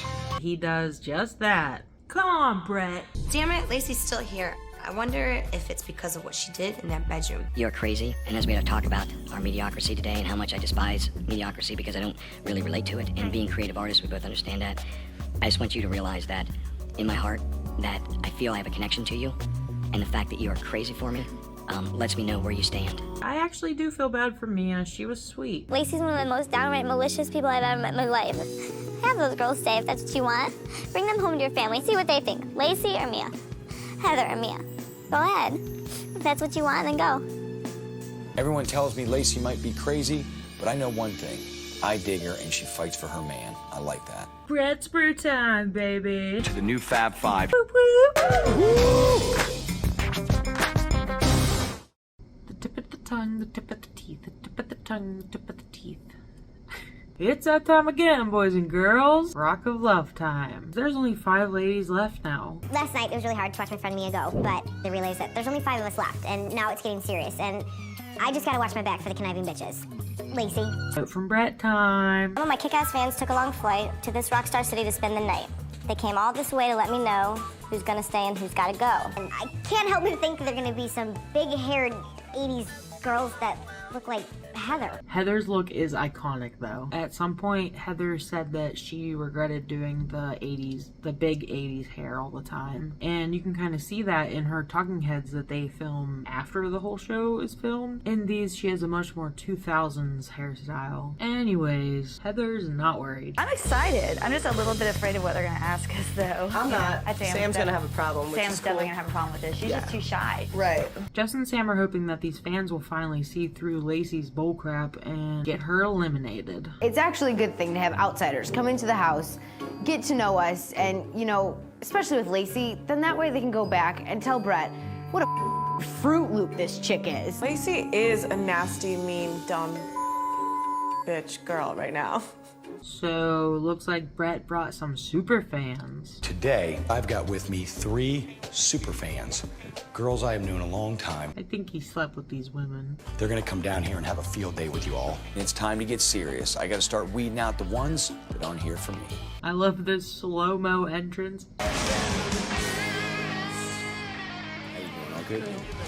This is Amy. She's from Pittsburgh, Pennsylvania, my hometown. Oh shit, Amy from Pittsburgh. What's up? That's where I'm from. The second one has a cat named Poison. That makes her a super fan? Sam looks disgusted. Wow, these girls are really hot. And that's intimidating to me. Yeah, he's banged all of these women, no doubt. Bitch, bitch, bitch. Could there be any more sluts in this house? So they're here to help us resolve any unknown issues, any X factor issues. They're here to help us figure that all out, okay? So they're going to hang out with the girls and question them on behalf of Brett. I'm gonna be grilled by these girls. I'm the queen of intimidation, and you're gonna try to intimidate me. So I think this one's gonna be easy. They have the girls wait outside, literally outside, in the rain. The girls look miserable. Amy sends us outside, and it's cold out. It's like raining. Last time I checked, we lived here, and she didn't. So Brandy is up first. What is this, a casting call? I get led into an interrogation room. Oh. What do you do for a living? I'm a dancer. Kind of dancing. Exotic. So, you're just looking for a ticket out of the strip club? So far, no. Do you plan on dancing forever? No. I'm going to school for interior design and architect. What do you want to design? I mean, strip clubs. What the They've never seen a dancer before. Yeah, really, they're just like, you're a dancer, I guess you can't have any other prospects in life. Like, what? I have a perfect answer for everything. You just, it really seems like... I think you're putting on a good show for us, and I don't really buy a lot of what you're saying. The superfans say they don't believe Brandy at all.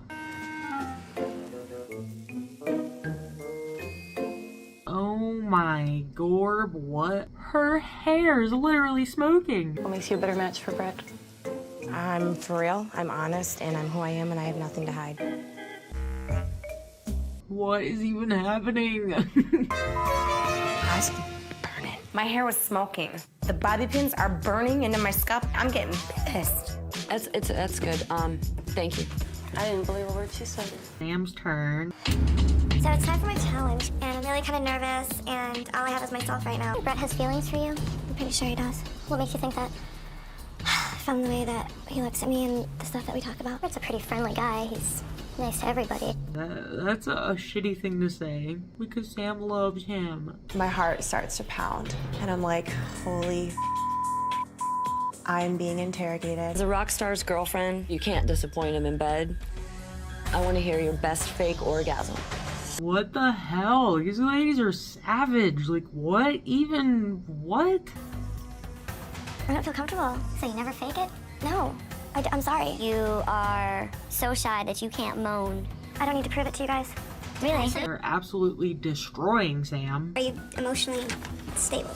It seems like you're gonna break down right here. Do you see a therapist? You know, Brett needs to date a really strong, secure, independent woman. And I don't know that that's what I'm looking at right here. Like, damn, that was harsh. You okay? Hey, what's wrong? Hey. The fact that I let them get to me was so emotional for me that right when I walked out of there, I exploded. I think I'm just gonna leave. I've said it time and time again. Sam is not ready for this show. What about your lips? I've had them injected. I'm just gonna assume those are your real boobs. Yeah, you stupid bitch. I wouldn't buy boobs and get them this small. Jess is on a roll this episode. Are you a good kisser? I would say that I am. You wanna pick one of us and show us? Okay. Are you kidding me? I don't want to make out with a chick. I don't. Absolutely not. This is getting kinda... She's a little lip biting. How's it going in the house here with you and the other girls? I've had issues with Lacey. Do you think she's crazy?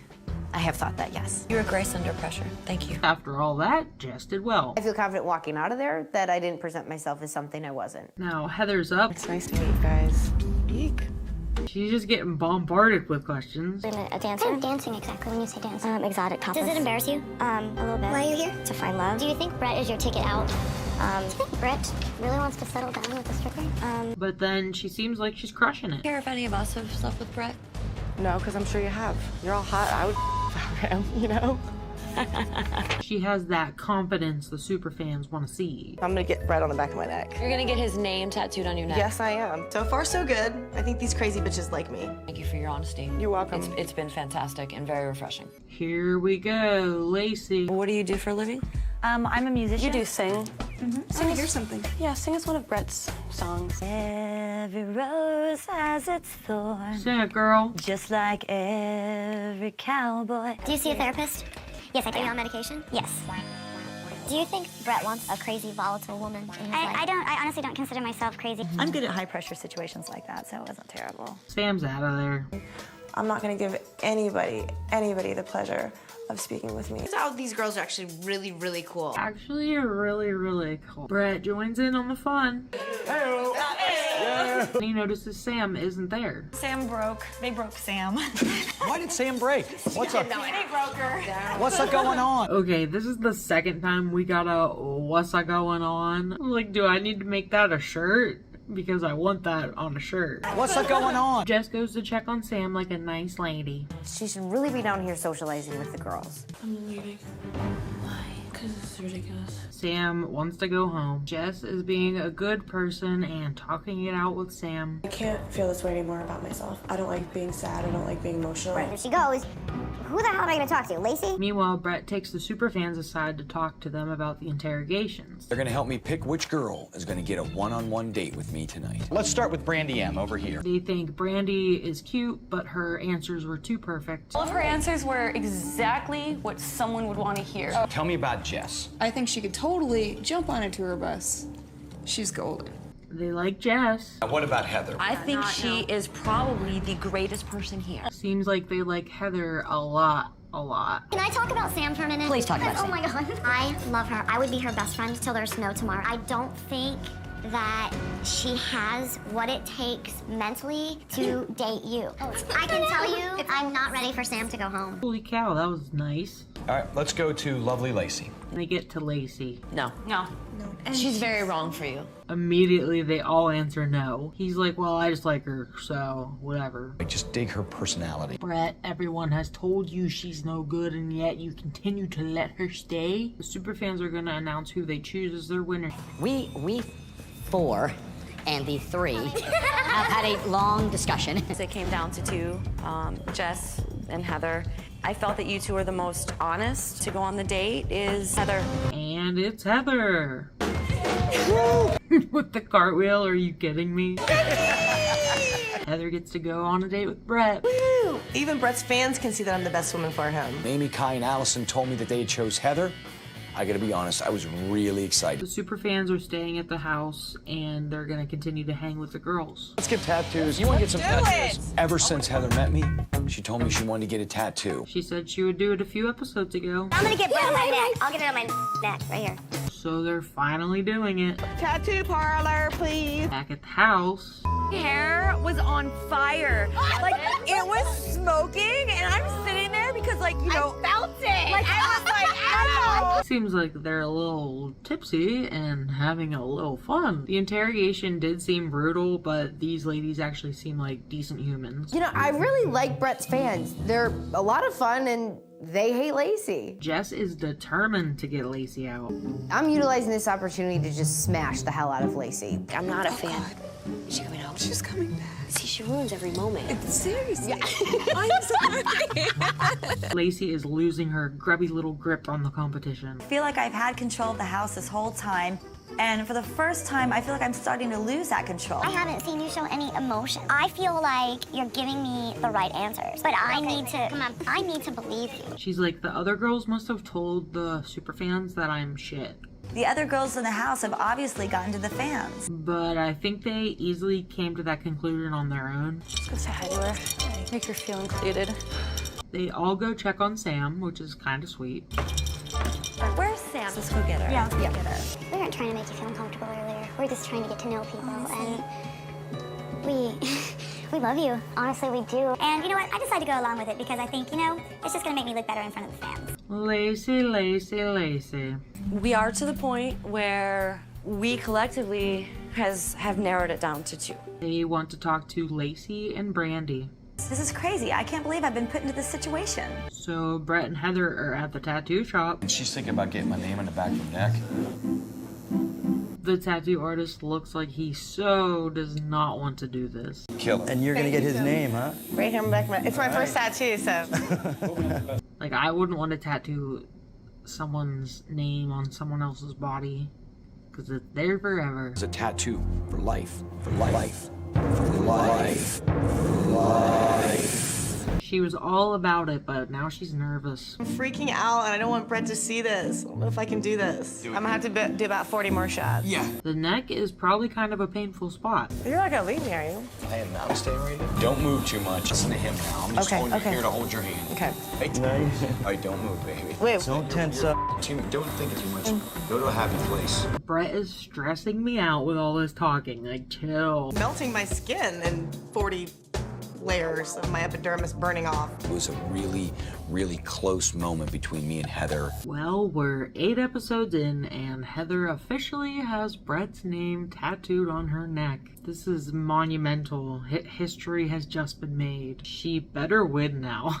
I'm crazy about Brett, and this will show a 100% commitment to him. Back at the house, Brandy and Lacey are being questioned once again. So we have to prove to them, his fans, why we're best for him. Jess is letting Sam know that the superfans don't have anything bad to say about her. It's time for me to face my fear. And if I get rejected, then I get rejected, but at least I take it like a champ. The girls still see through Lacey's shiitake. Tell me something. Tell me something. I'm fighting for my life here, so I realize that I have to give them something to convince them that I do have depth, that I do have emotions, and I do have a heart. What I can tell you is that Is Lacey seriously forcing tears right now?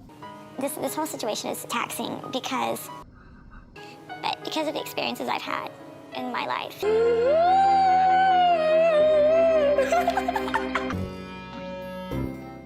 Lacey's tears? I don't think so. Heather and Brett get back. Victory screech! And we're like, what happened? I hate all this drama. I'm just so pumped I want to show my tattoo off. Are you guys all right? What's going on? And everybody's crying me a river. Why is everyone so down in the dumps? What the hell happened while I was gone? Heather shows off her tattoo. You did not! The other girls do not like that. This bitch has lost her mind. I'm in love with that guy. Brett talks with the superfans again. You all gotta fill me in on what's going on. You know it's serious because the serious music is playing. Our bottom two tonight was actually Brandy and Lacey. Did Lacey ever come back around or no? That was at the very end. We finally we told her just to give us something real. But Maybe she I just don't might think leave. that she's your girl. They want Lacey to go. Mika and Allison told me to get rid of Lacey. Surprise, everyone else hated her. Why not my super fans, right? It's good old elimination time.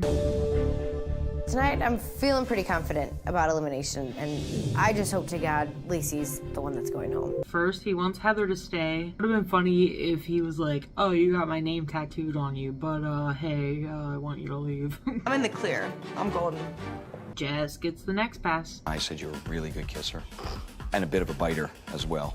Brandy is also staying for another episode. Will you stay here? Okay.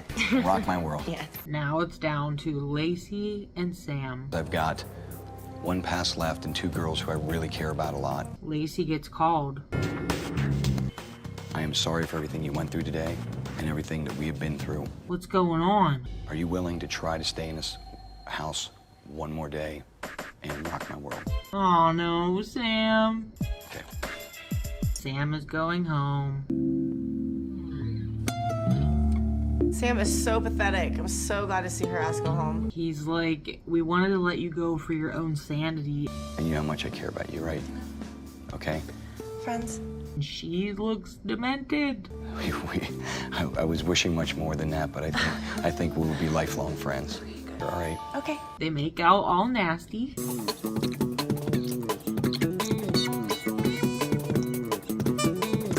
Did you see that kiss? Damn. Bye-bye, Sam. If I'm gonna get rejected, then Brett did it in a very loving, sensual, romantic way, just how I would want to go out. With guns blazing. Lacey has the fake tears going. I'm seeing Lacey bawling like a little baby, and I'm just thinking, bravo, where's her Oscar? It's amazing what a few tears will do. So get your Brett's brews ready. Another day of insanity. Sip, sip, motherfucker. There's no crying and beer drinking. Thank you for tuning in for the 9th time now. We're on episode 9 already. Here we go, my friends. I'm rocking my man on my neck. There's only 4 ladies left. Didn't we start with like 40? They kind of split into 2 separate groups by who gets along the best. Lacey and Heather, and Brandy and Jess. Game on. Besides Brandy, I can't stand the other bitches. Big John lets them know Brett has something special planned. Good morning to my final 4. Pack your bags, it's time to tour. I've got a gig in the city of sin. But when we get back, someone goes home again. They're going to Vegas. Vegas, baby. Vegas, baby. We are going to Vegas and we are going first class. You're taking a rock star tour bus to Vegas. Hell yeah. So here's a big kick-ass rock and roll party. Brett wants to see how these ladies will actually handle Brett the rock star. It is very important for me to gauge how these girls are going to deal with the whole rock and roll experience. So they get to their hotel. We arrive at the hotel in Vegas, and we're escorted up to our room, and it's this absolutely beautiful suite. Big John tells them they're gonna have dinner with Brett after his show. You're all gonna go back to a suite for dinner and cocktails. After dinner and cocktails, 3 of you are gonna leave. The one who impresses him the most is gonna stay for a nightcap. I'm gonna make damn sure it's me. They're just all taking baths.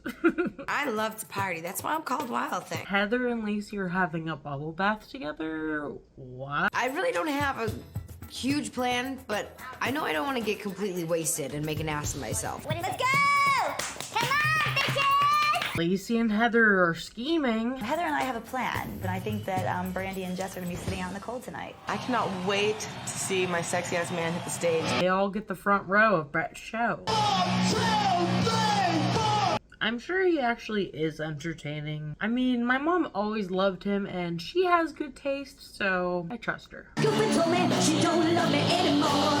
Brett hits the stage and I like flip the hell out. He's unbelievable. We basically get to see Brett's whole show. Brett's singing his songs, and I'm totally mesmerized by him, his voice, and I can't stop staring at him. The ladies are just partying it up, having a good time. Oh, I cannot wait to get backstage. I just want to tell him how great the show was and give him lots of kisses. They go backstage after the show and they're drinking with the band. They just started grabbing bottles and chugging. Literally half of a bottle at a time. Jess is smart and she takes it easy on the drinks so that she can keep her head in the game. These girls are going along with the band members, trying to, act cool or something. I'm not about to do that because I actually want to spend time with Brett. Lacey and Brandy get so drunk. So I'm chugging and I'm chugging and I'm chugging, and I am so... For some reason, Lacey thinks that she can keep up with him. What is she thinking? Oh no, Lacey. What is this? Lacey's so drunk she has no idea what she's doing, and she needs to stop being a dumbass. Lacey can't even speak English right now. This is not bad. They're so drunk I don't even know what's happening. Give me that look. I didn't give it to you, just in general. Heather. You gave me a dirty look. If you say that she gives you a dirty look, then you say that I give you a dirty look. Away from me, I just farted. Lacey pushes Brandy into a corner and dumps Grey Goose all over her. Lacey's got me pinned up against the wall with her nasty ass breath in my face. All I could do at this point was laugh. She is just getting sloppy messiness. Bitch. That's it? He has to basically drag Lacey out. I'm just like, oh, I'm over it. Pull it together. Walk, bitch. Heather is realizing Lacey might try to stab her in the back. Lacey's my friend, but she is a little sneaky ass, and she might be trying to set me up right now. I need to watch myself. Oh no. You know what, Lacey? Let me ask you something. Why do you think we're fake? You guys just want to party. Get down from there. Lacey's climbing across the bar like a cracked out cat. I mean, I don't know what she's thinking. You know Get what? off the bar. Or what? You have no respect or class for Brett's hotel room. Get off the bar. What? Get off the bar or what? She's really trying to start shit. Heather, this is bitch. I'm getting cleaned up after the show, and I just hear all hell break loose. Want some bread? Oh, it's all bad. Did she say, I want a salt bag? I'm concerned for real. I mean, this just isn't a minor collapse. This is a meltdown collapse. I can't sit there and let her go through something like that on her own. She's obviously up. And yeah, maybe Lacey can't handle the lifestyle, Brett. The beautiful Lacey here has maybe had a drink or two too many. And I'm thinking, let's get her to her room and we're gonna take good care of you. Lacey made a horrible impression on Brett. You know what? It's her fault. 1 down, 2 to go. John carries Lacey to her room. What a nice guy. Got her? I could safely say that Lacey clearly can't handle this lifestyle and everything that goes with it, and it was very disappointing. Meanwhile, Heather is sucking down some oysters. Brandy can't handle it.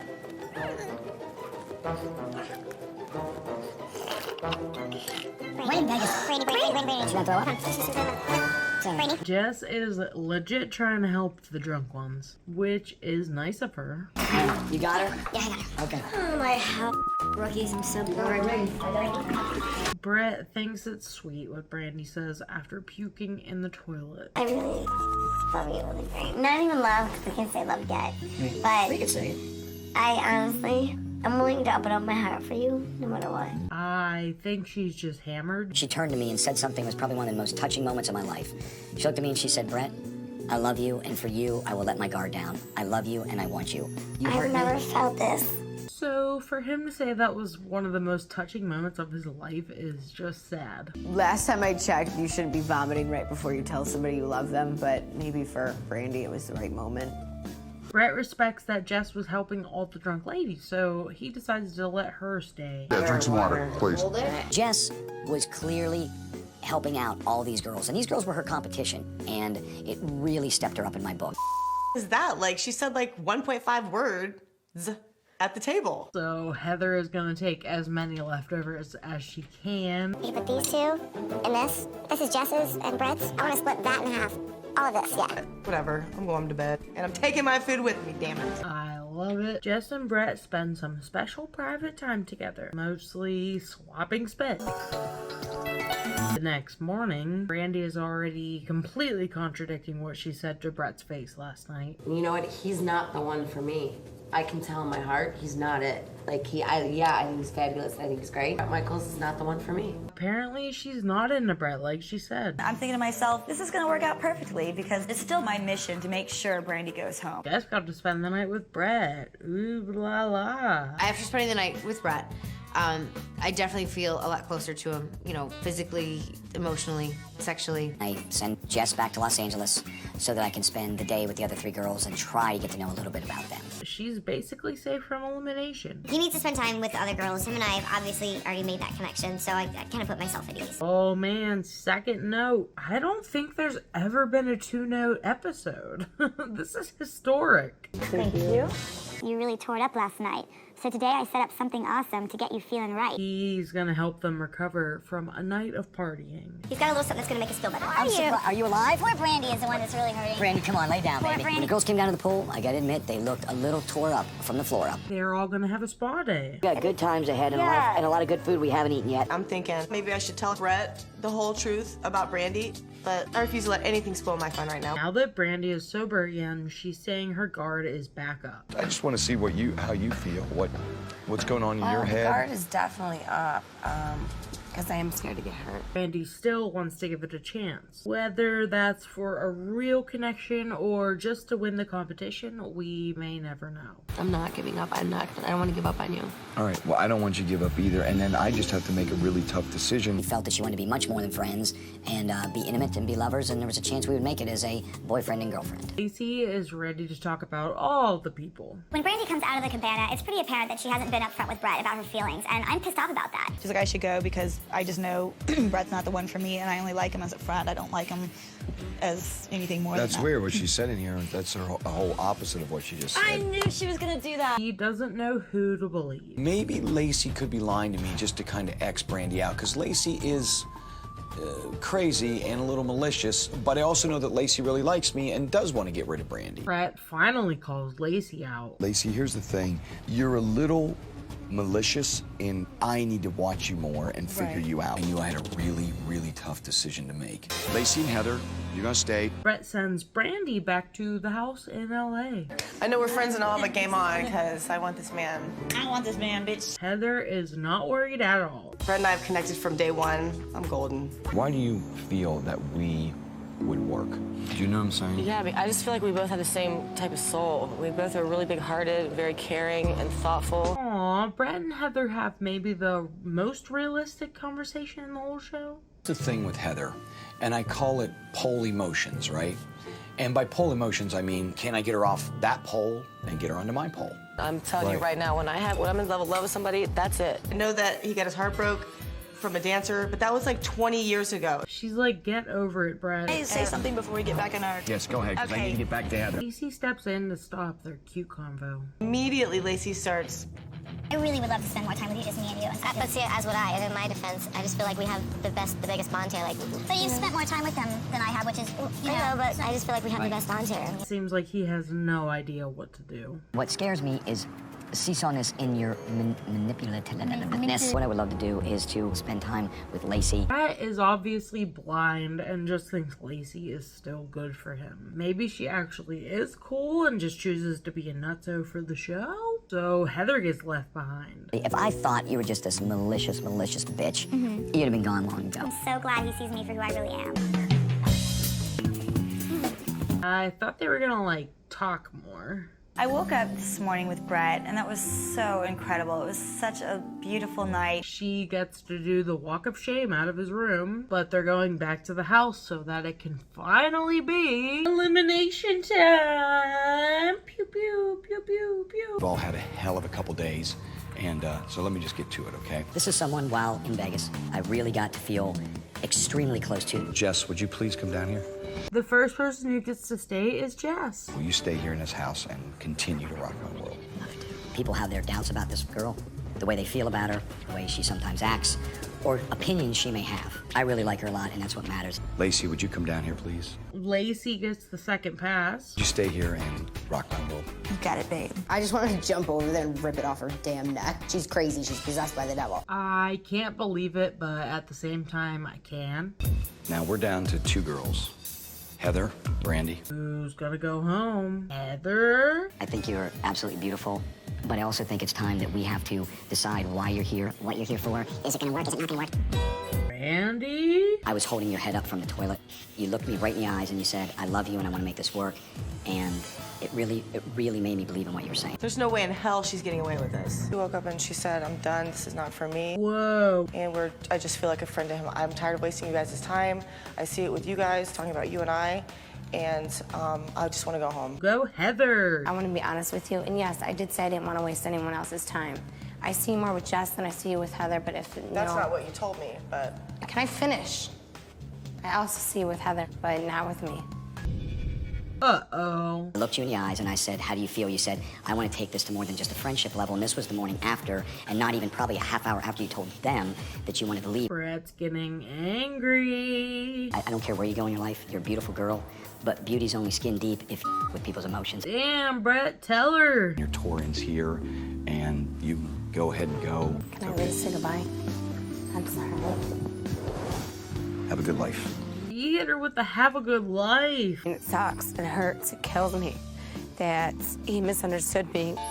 Brett gets sadder and sadder every episode. Obviously, I care about all 3 of you a lot. Anybody in this house wants to go, there's door. As long as you're here, babe, I'm definitely staying. That's right. I'm 100% here. Having said that, Heather, come on down and get that pass. Do you want to stay here and rock my world? Of course. Come hither. Come hither, lasses. Wow. I'm gonna do whatever it takes to win Brett's heart. To all of us having a great time. Cheers. Brett Brew. Goodness gracious. Hey, hi, how are ya? I hope you're doing well. It's time for another episode of Rock of Love. This is our last episode before the finale. Holy mackerel. I got on some special Rock of Love nails. I say that because one of them is snakeskin and it's textured, and I just feel like Brett would approve. We know Brett loves his animal skins and patterns and furs. Let's not waste time. Let's go.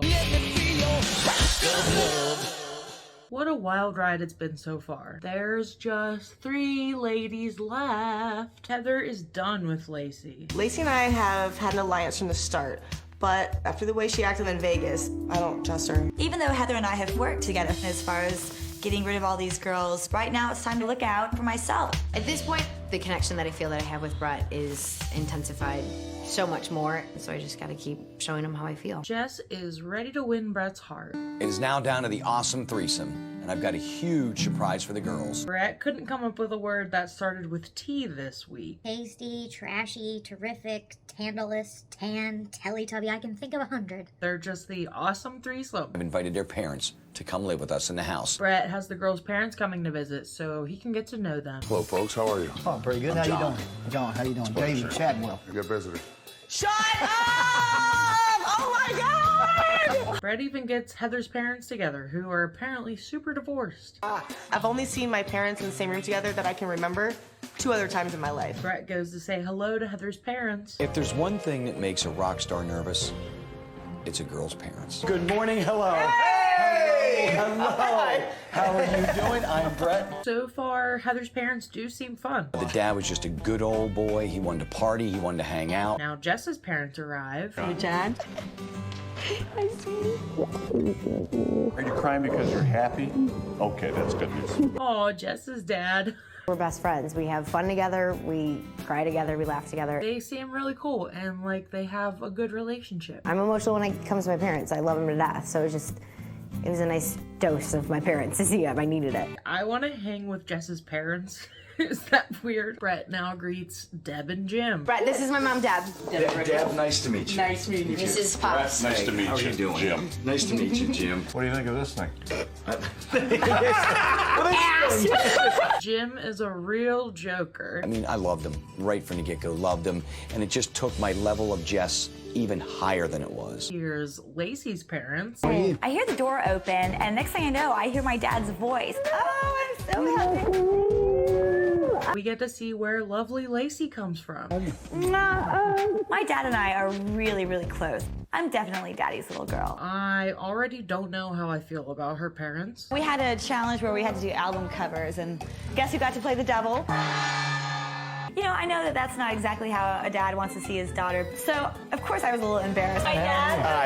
Absolutely, man. Nice to see you. Brett remembers meeting Lacey's dad, Otis, on a plane at some point. When I met Lacey's parents, I remember, I'd already had met her father on a plane flight I'd taken years ago. That's actually really nice that he remembers that. But of course, Otis is a weirdo about it. If I remember correctly, I thought this guy was really odd. And I actually showed you a picture of Lacey on that flight, and he said, gee, she's really pretty. Could I date her? And I said, she's way too young for you. That's exactly what he said. He's gonna attack Brett. Dad still gave me a little bit of cross-eye because he was very protective of his daughter then. Something in my mind is telling me there is a ticking time bomb about to explode, and I can see it in Otis's eyes. But it's time to go out in Brett's Hummer limo. So 2000s, I love it. And they're going to Saddle Ranch, which is also super 2000s. Today, I'm taking Heather and her parents to one of my favorite places to eat, Saddle Ranch. Here we come. Do they still even have those? Can I offer you a nice, delicious beverage? First thing at the Saddle Ranch I absolutely love is what we'll call the beer bong. The giant beer tube on the table. So classy. Heather's dad is something else. 18 years old, I flew down to a Gator game, and she kept saying, I don't know what it is. This guy keeps farting. He's having a good old time. Here's what I loved about Heather's parents. Her mom and dad immediately hit the bottle. They're drinking, they're telling jokes. We're laughing hard. Brett gets Heather to go on the mechanical bull. All right, Saddle Ranch, we got Heather on the boat. It's like lunchtime. Woo, let's go drink a tube of beer and ride a mechanical bull at 11 o'clock a.m. on a Tuesday. That looks rough. Bull starts shimmy shaking. My tatters are flip-flopping everywhere. People were cheering. Gosh. Heather's dad absorbed the beer tube. Look, the bong has been cleared. Heather's dad is a funny guy, and he emptied that large container slash cylinder o beer, and he is absolutely hilarious. And now he's beet red and living his best life. They seem like they genuinely had a good time. I really enjoyed myself, and I learned a lot about Heather when I watched her with her parents. So Heather and her parents go back to the house, and Brett goes to meet up with family number 2. I immediately head over to meet Jess and her family. I need to do a little something with the parents here, especially the dad. I gotta get them rocked up a little bit. He's taking them shopping. This is gorgeous. It's like linen. I love the butterflies. They look ridiculous. We're gonna go around the back with a whip like this. Look at her. They look so dumb. Now you're there you go. She is having an awesome time. This is a fun-loving family. I like that. But they had a fun time. Do you all feel rock? Absolutely. You feel good? Rock and roll. Look at Boom.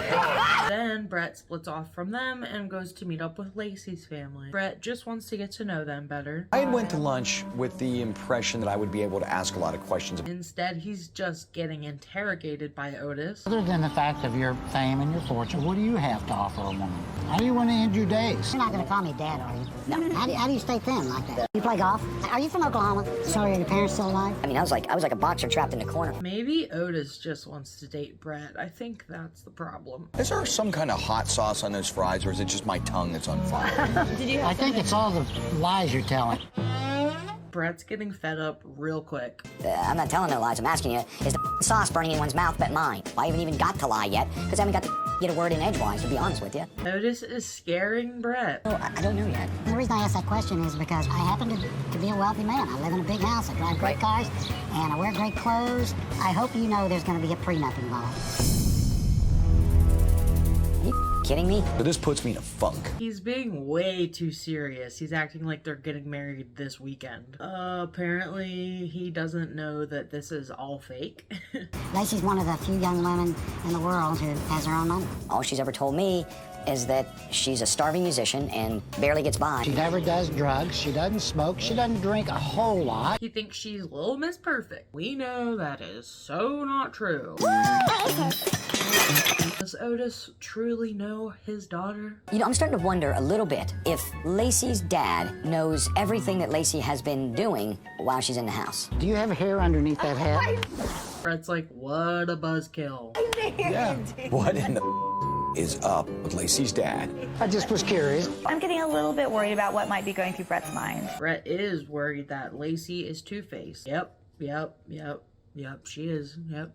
She is. They all go back to the house. Heather is in their bedroom changing and just minding her own business, but Lacey brings her parents into the room. Perfect, but I guess I'm upstairs. Sorry. As soon as my dad and Karen and I walk into our room, the first thing that we notice is Heather standing there topless and drunk. Instead of them being polite and being like, oh, I'm sorry, we'll go outside, outside the room and we'll wait for you, Otis just stares at Heather's tatters and watches her get dressed. Creepy, creeperton, okay? Come on, my guy. Lacey's like, oh, she's drunk and topless and she's a stripper. Heather's actually really cool. I actually really like Heather, but she's a stripper though. The stripper pole right here. I'm gonna take this opportunity to really mess with Heather. Lacey tries to embarrass Heather in front of everyone. Hey, Heather, I want you to do some moves on the pole right here. Heather isn't taking the bait. Lacey, she's totally playing me like she played everybody else in the house, but it's not gonna work. Heather seems super open with her parents, so she tells them everything that's been going on during the show. So I figured I would warn my parents firsthand, let them know what all the crazy stuff that's been going on in the house, so if Lacey wanted to try to bust me out, they would already know. Heather is ready to expose Lacey. These parents don't know, okay? And so I'm gonna call them out. I like both the girls are nice, but the thing is, I want him. I'm gonna use this opportunity to call Lacey out in front of her dad. She needs to be exposed. They're all gonna have dinner together as one big loving group. Brett planned a nice dinner for all of us tonight, but honestly, I wasn't really looking forward to it. Well, cheers to everybody here. Nice to meet all the parents. They eat in silence. When now I just eat in silence.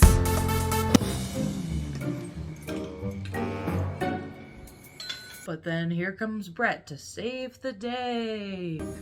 Yay! Oh. He immediately notices the weird vibes. There's a funk in the air, a definite funk in the air.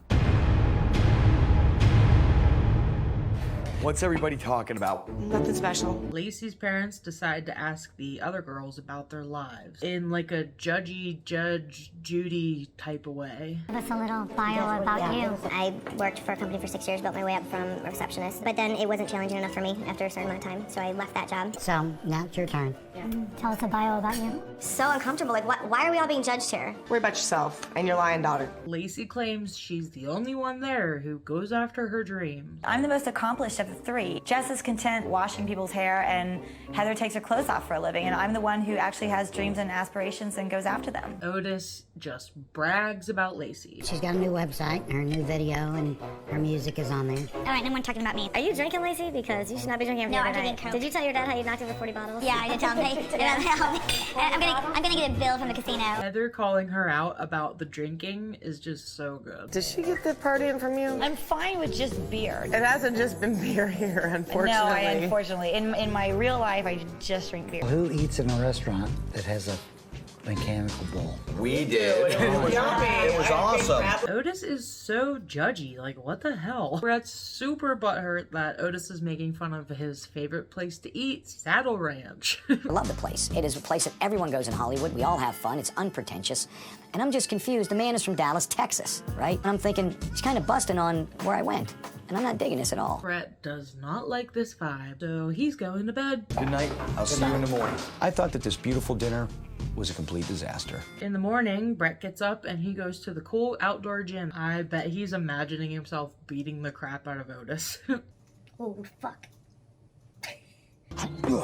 Brett talks to Lacey about what her dad said. I felt strange at the table when he was like, now you know, as this is my daughter, I want a prenup. What would ever make him think that I need, as gently as I could put this, money from anybody? She's like, yeah, he needs to chill. I can talk to him about that and just be like, you know, you need to chill with, I mean, that he should do that anyway. But let me change the subject real quick and talk shit about Heather. I'm getting a little bit worried about what might be going through Brett's mind. So I need to do some damage control here and throw Heather under the bus. So Heather sneaks over and she's listening to the conversation.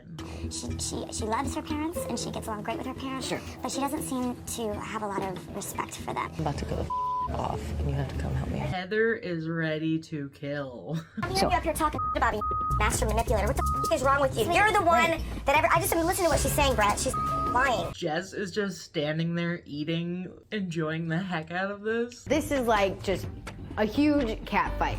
Heather's going at Lacey. I'm absolutely loving it. You're a liar. What did I lie about? You lied about everything. You got on my side and you manipulated me like you did everybody else. Heather is being so real. I love it. Didn't lie. Don't call me sweetie, you're liar and a bitch. Brett looks broken. I'm in my ropes, and just go in now. Just please go address her now. Oh, I can't let her talk because she'll talk her way out of everything. It's like her dad. I love Jess just standing there, like trying to help Heather, but also enjoying some yogurt. Oh dear. I love her. She talked to me. She's the biggest in this whole house and has been from day one. Tell her I've known you for 30 years. I already know who you are. Exactly. I'm not naive. Lacey's dad is like, I've known you for 30 years. That's the most ridiculous thing I've ever heard. The other parents are just having fun laughing about what's going on. They're actually finding this whole fight really funny. They're enjoying it. Did you get that side from you? Yes, sir. Can I talk to you for a second? Sure, come on out. All you're gonna do is lie and try to manipulate. No, I don't lie. I see your true colors now. As soon as your parents walk through the door, you're totally different. They don't even know who you are. When they watch this show, your dad is gonna die. Lacey just plays the victim. And it's really disappointing me that Heather thinks this because that is absolutely not true. You're throwing me under the bus, which you swore to God you would not do. You have ridden my coattails this whole time because you knew. You have too. You'd have been gone a long time ago if it wasn't for me, and you know it. Heather is just throwing it all out there. I saw you there. I swear to God, you know what? You're trashy. You know, I've not done anything sexual with him whatsoever. Your daughter is a slut. Heather is dead to me. Otis is like, he yelled at me, Brett. I got a boo-boo. I just had somebody yell at me and that I need to be concerned that my daughter Lacey pulls out the crocodile tears. I can't put my parents through this. I really can't. That's not fair. You have to draw the line somewhere. It's not fair. My parents are wonderful, loving, kind people. And for Heather to go off on them and disrespect them like that, they don't deserve that. Brett doesn't feel bad at all. Here's my thing. I thought you two, it's been brewing, and I thought you two need to just work this out. I'm not a problem solver. It's not my forte. I just want to get out of here. But hey, after all that drama, it is still the time of elimination. The parents are a part of elimination this week, which is kind of super weird. Otis is smiling like he has to poop. What is that?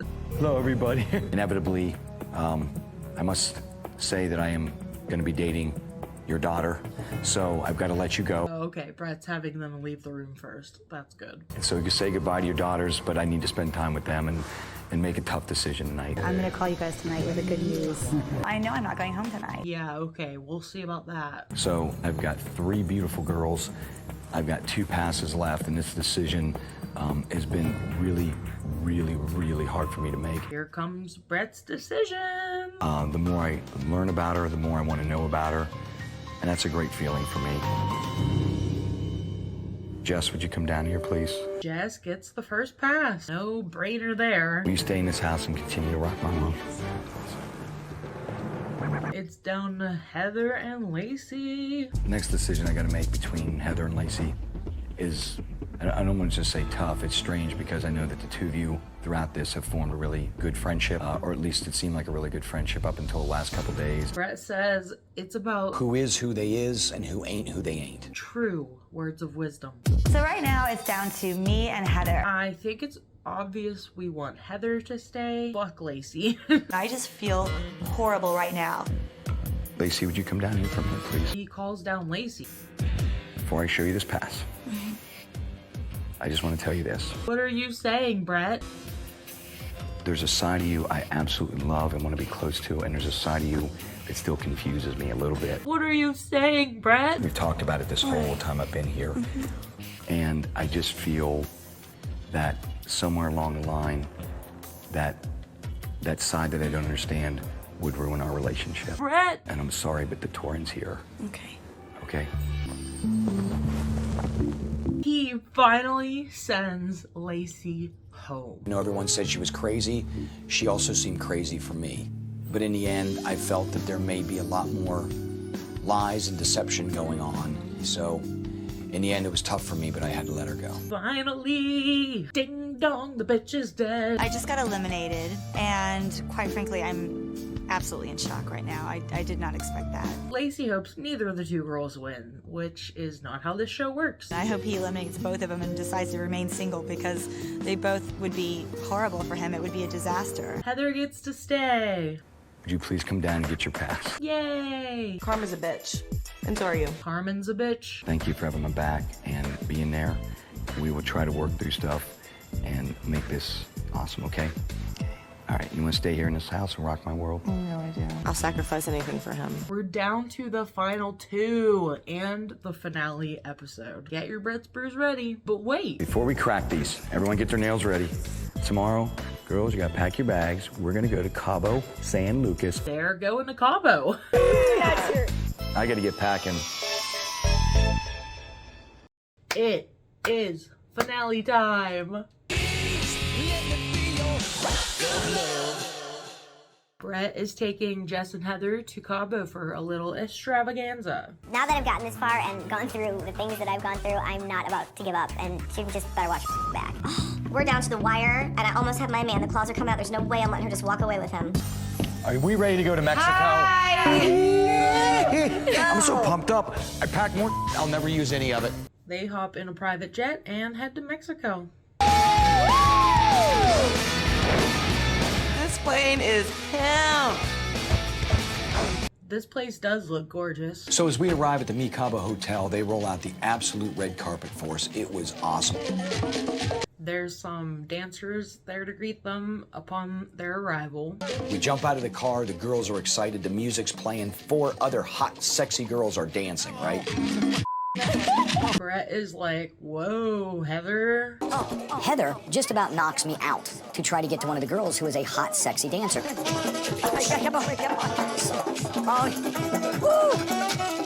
I pay no attention to the girl because I'm paying attention to the girls I'm with. But the girl I'm with is paying attention to the girl who I'm not paying attention to. Strange moment for me. But enough dancing, they're gonna go have dinner by the pool. My whole goal tonight is to just show Brett that I have all these different sides and that I really am passionate about being with him, and Jess is not. Heather is ready to win, but of course so is Jess. Striking up a confrontation is sort of against my morals. I can't do it, but there's a fight inside of me that wants to be with Brett, so if I have to do it, I will. I'm glad that we finally got down to the girls that actually seem like they want to be there. My question is, why would Brett have dinner with both of them when he could easily just hang out with them one-on-one? Wouldn't this be the time to do that? Then it wouldn't be so weird. How you doing, beautiful girl? Awesome. So here I am in Cabo San Lucas with the terrific two. Brett's like, what can we talk about?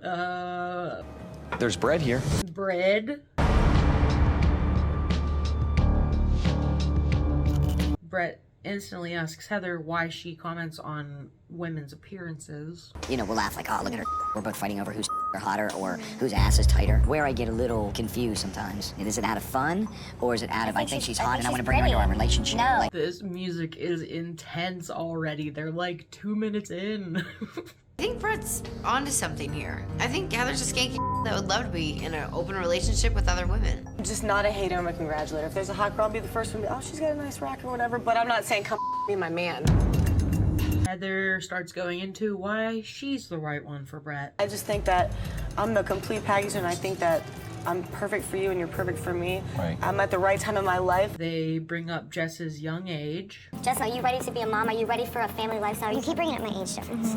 Everybody at the age of 23 is 100% different than everybody else. You can't compare age at the age I am. So Jess brings up Heather being a stripper. Like I am. You're 31 years old and you're still stripping. Brett's like, please eat the food.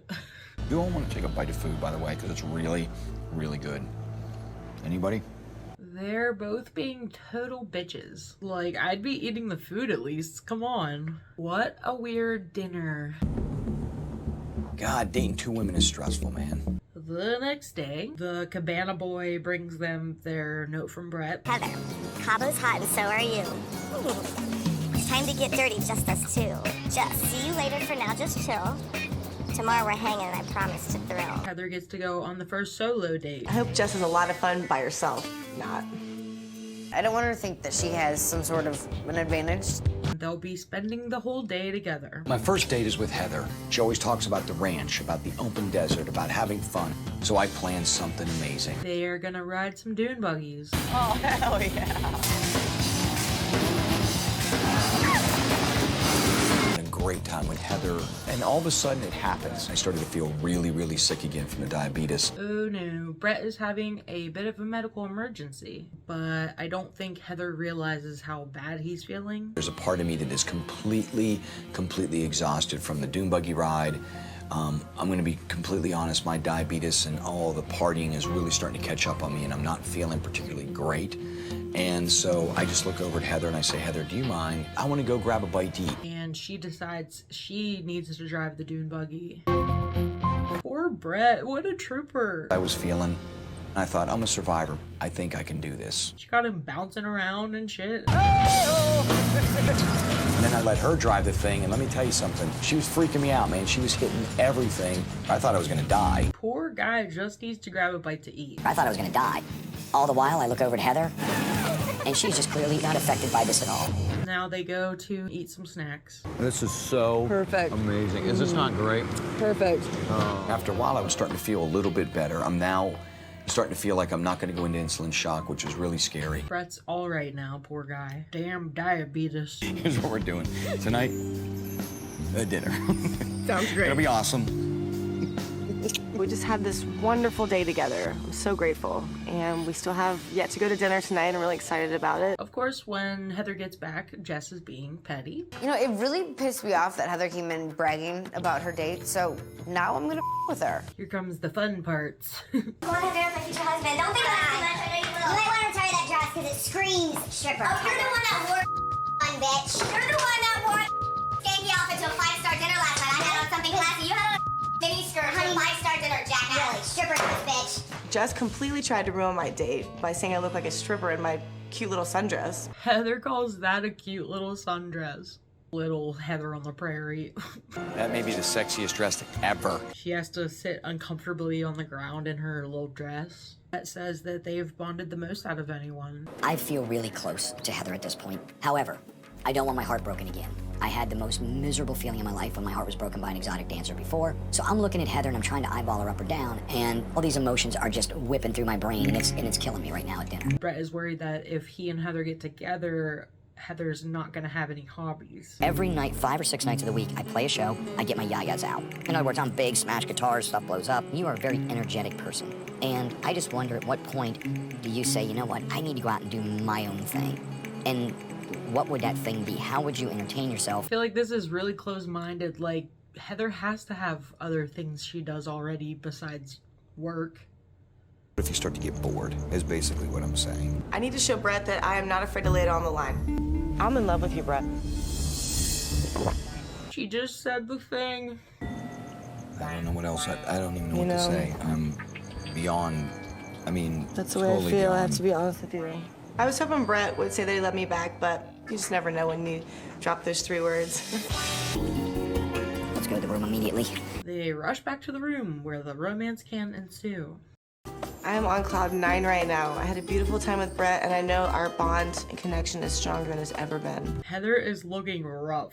Heather comes sashaying in from her date with Brett last night, and she looks like a hooker in her clothes, and her hair's all up, and, well, actually her hair always looks like that, so that's nothing new. Just eating some breakfast outside the resort.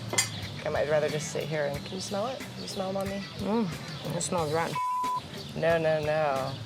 It's not rotten. It's beautiful when you love somebody. Now it's time for Heather to go back to LA so Jess can have her day with Brett. Jess, you've been one hell of a sport, waiting all day at the resort. Now it's time for us to jet.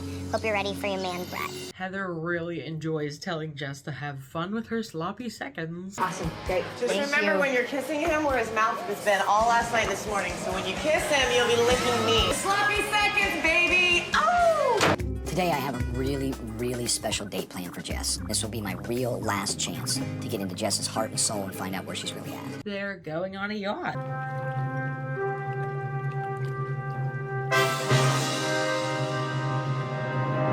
Oh my God. They see some seals. There used to be a connection on a room, How cool are those? I'm obsessed with the ocean. I love boats, you know, and it's exactly what I needed with Brett. I needed to see him, talk to him, hold him, be near him. And then they do a little smoochy. Then they get a snack and they start discussing serious matters. I was so excited to come on this date because I knew it was gonna be something fun. It's always fun, and literally, if you're there, it's fun. I just have fun in your company. What I realize is the scariest thing for me right now is there's still that chance of rejection. So I don't know what to do. Brett's worried Jess isn't ready to make the commitment that he needs from her. Eventually, Jess is going to have to jump and find out if this is going to work or not. Considering the situation, I don't know if I'll be able to do that. Now they're heading back onto land so they can have a fancy dinner. But Brett isn't feeling well. I start to realize that something with me and my body, my diabetes, is not right. He's like, I'm gonna die. This may be the last dinner I ever spend with her. I could just tell that there's something wrong with them. There's, you know, it's just, something wasn't right. I am not feeling super great from my diabetes right now. Like I'm having a tough go. And I just wanted you to know I got this thing. Brett shows Jess how to use an EpiPen just in case he goes into shock. It's kind of overwhelming. That's really real. Now Jess is too worried about Brett to talk about things. Looking at Brett and looking into his eyes and seeing that he just isn't feeling good, it's tearing me apart. You know, it's starting to affect me. You can have a conversation about me and my emotions when you don't feel good. I can't. It's not in me. Okay, well then, listen, I don't have this because I really care about you and I really love being with you, all right? This is a touching moment for Brett and it helps lighten the mood. And that's when it hit me. This was it, man. Her guard was down. This girl really did care, and it's really working. Come on, let's go back. They go back to Brett's room to do things in the hot tub. Wink. Nothing makes a stressful night better than going to a nice hot jacuzzi. Naked. I would say it was the perfect ending of a perfect day. minus the insulin shock, I almost went in. In the morning, it seems like Brett is a lot more trusting of Jess now. One thing I love about Jess is her innocence. She's not a player. She really means what she says. He thinks she might not break his heart after all. And she feels good too. I just left him and I already miss Brett. It's weird. It's hard not being around him. It's my last day in Cabo, and I sent the girls back to Los Angeles. I put them up in a hotel so that I could just have some real quality time alone. Brett looks out into the ocean and ponders his decision. Their faces, I can feel their pain. I sit here and wonder. Well, folks, here it is. The final elimination of the season. Yeah, John, I got 2 really beautiful women and 1 tough decision to make. I don't want to let either one of these girls out of my life. I don't want to do it. I think this one I got to make on my own. You got it. Thanks, buddy. But this is what I'm here to do. It's to find one true love. Brett gets on his best pair of hideous boots and he's out the door. Over to the ladies. Yo, Brett. Yes. Give it to him. How can Brett not take me home? I've got me hair, awesome pastel to go with the figure/Cabo tan that he hearts. If he doesn't choose me, then yeah, we're not gonna be friends. And she's ready to rock. Jess is worried as heck. Scared of being rejected. It's completely hard. I didn't think it'd be this hard, but it is. This is serious, y'all. Walking into the final elimination, I'm confident, I feel great. I know I'm just minutes away from walking away with the man of my dreams. Heather looks wild. I couldn't help but roll my eyes. Her 80s porn hair is bad.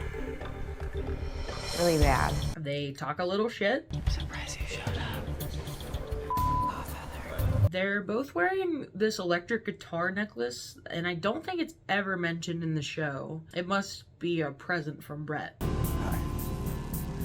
You two look absolutely beautiful. Here we go, Brett's final decisions. As you can see tonight, I don't have Big John with me.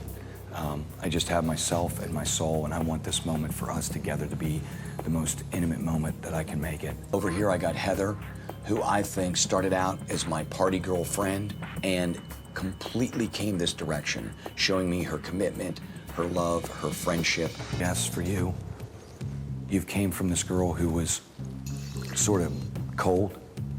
On the other side, I have Jess, who started out this whole thing being very guarded, very distant, and she's come full circle. Holy crap, I'm shaking. Why do I care so much? And the only way I can put this, and it's just something that I want to put out there, something I'm feeling. As I was standing up there, it all came to me because I had not made a decision at that point, and I didn't want to let either one out of my life. But I have a thought. I got one more big test for the girls. Brett has something to ask them. Is there any way both of you would be my girlfriend? What? Brett, you did not. Heather, would you share me with Jess? I'd love to. Jess, what do you think? I can't share somebody that I care about. I realized at that very moment, that's what I need. That's what this show is all about. And I want them to be every part of what I am as I am every part of what they are.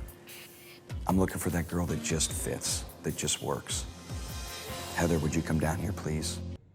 You look absolutely beautiful. Thank you, baby. You've been nothing but a great friend to me.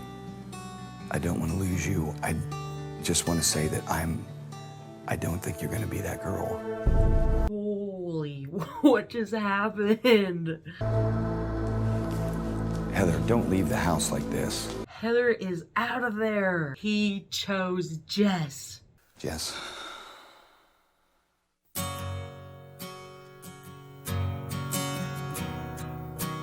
Would you come down here, please? I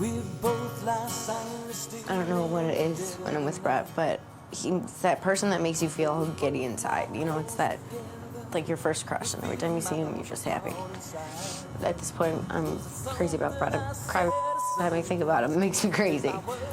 I feel crazy. So he chose Jess to be his rock of love. I gotta sit here and think about that for a minute. I don't know if I expected that, really. I genuinely thought Heather was going to win. I opened up my heart and he took advantage of me, and that's an ass for you. I let my guard down for once in my entire life, and he took advantage of it. I don't know anything that has to do with a liar, phony, piece of disrespectful ass. He's like America's ass right now for doing this to me.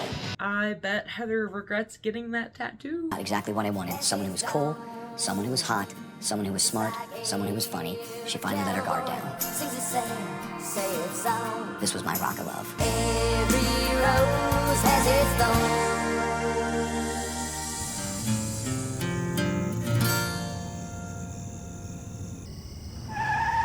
Now I have a tattoo of this loser's name on the back of my neck.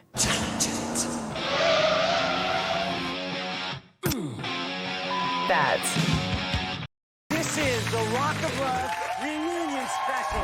Thanks for coming. Where do I begin? They filmed this one in front of a live audience, which makes it feel kind of weird. I don't know what it is. Legendary rocker Bret Michaels opened his Hollywood bachelor pad and his heart to 20 beautiful young women.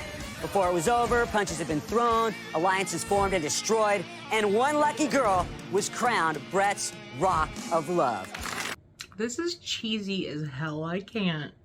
Lacey, the schemer, will face the woman she tried so hard to knock out. And our winner and Bret will be reunited for the first time.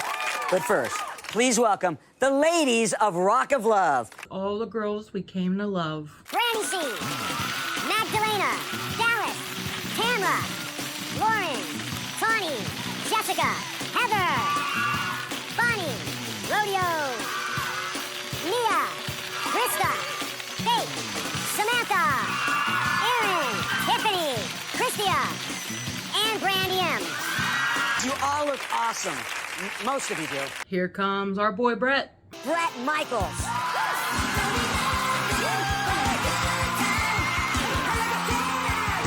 Eyeliner on point, as always. I think that the girls, and I say this, and it's awesome to see all of them right now, I think they're what made the show huge. I was lucky, honestly. Take a look as we relive the amazing story of two young girls who entered the house as strangers, but exited as BFF.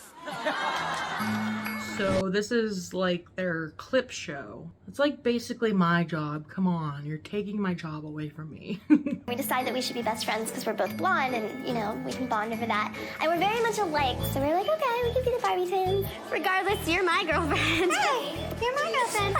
And he's our boyfriend. Yay! Their drunk conversations were very fun. We're like twins. Kind of, but sort of, but not really, but still like twins. We're smart Barbies. But if we put our boobs together, we can think better.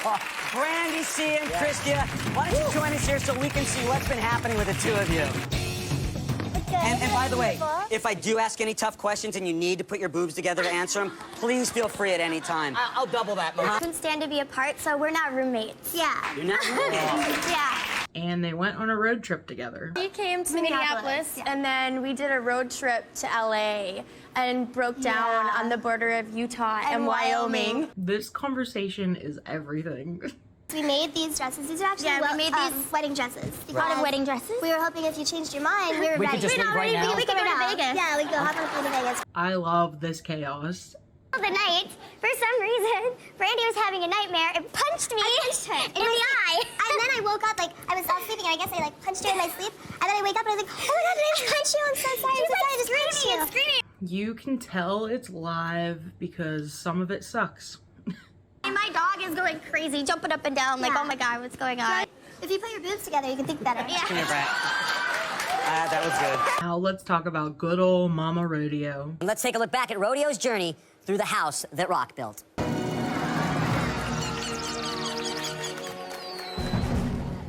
Well, when he brought it up, it made me feel like I used my child. And I missed my son. And then I started crying. God. Why are they showing all of Rodeo's crying scenes? Poor lady. Why don't you come on down here? Rodeo! How hard was it for you to leave the show that way? You know, sometimes you have to put your family first. But I never gave up on you, Bret. I couldn't shake you when I was gone from the show. Rodeo wants Bret to give her another shot at love. And I still feel for you, really, a lot.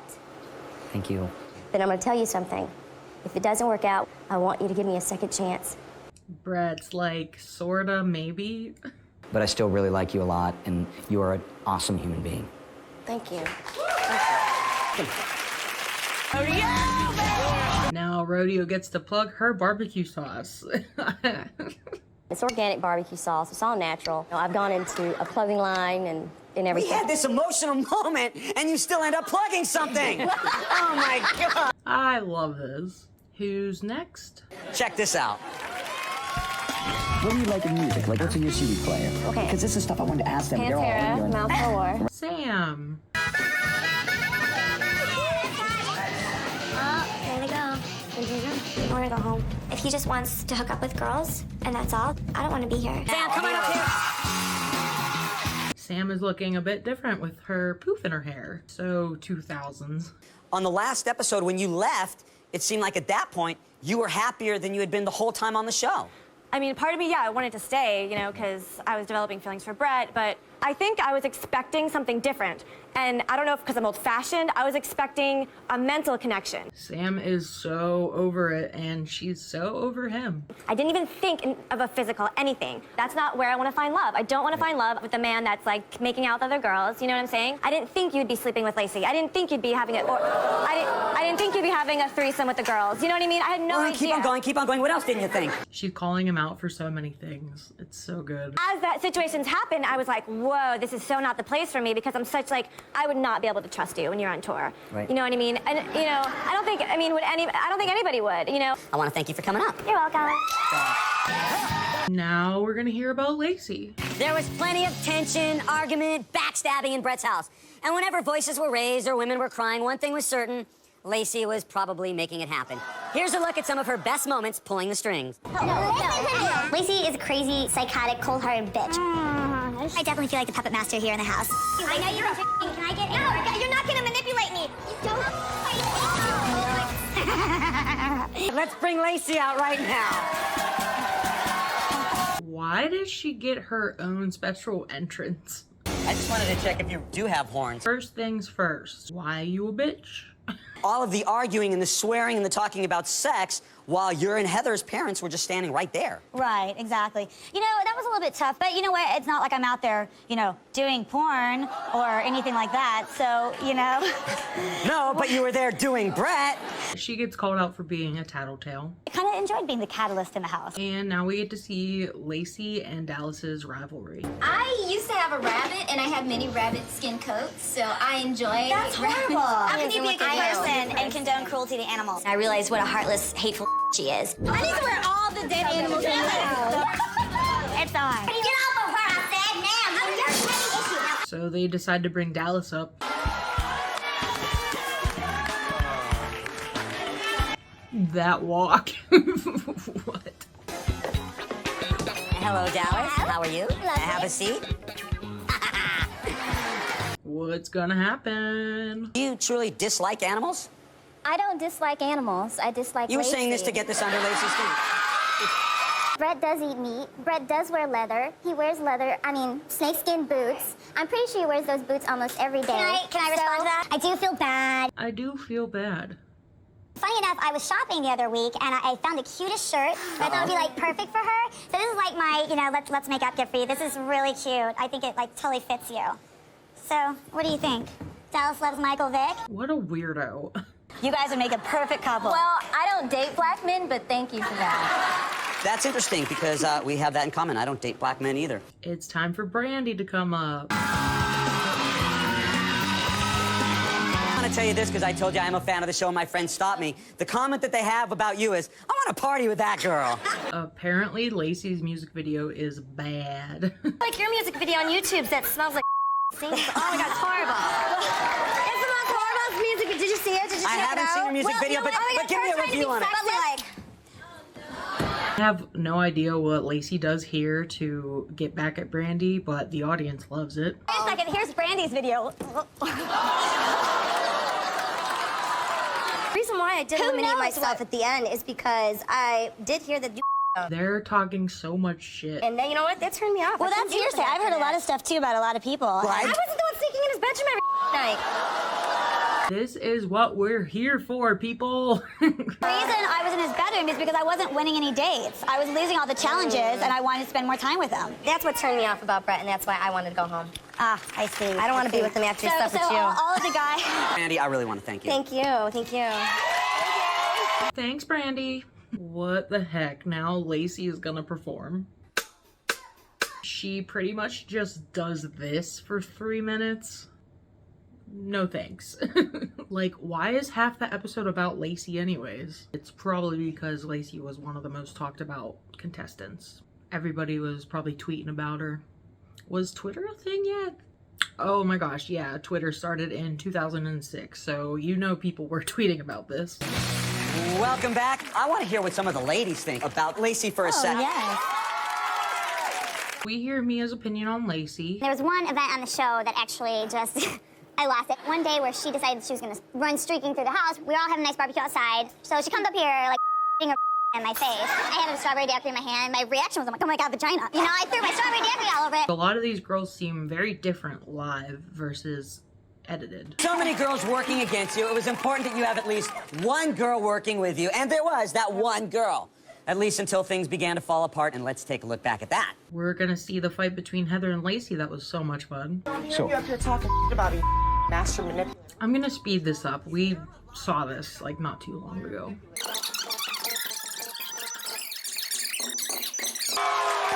That's good stuff. Here comes runner-up Heather. Let's give it up for Heather.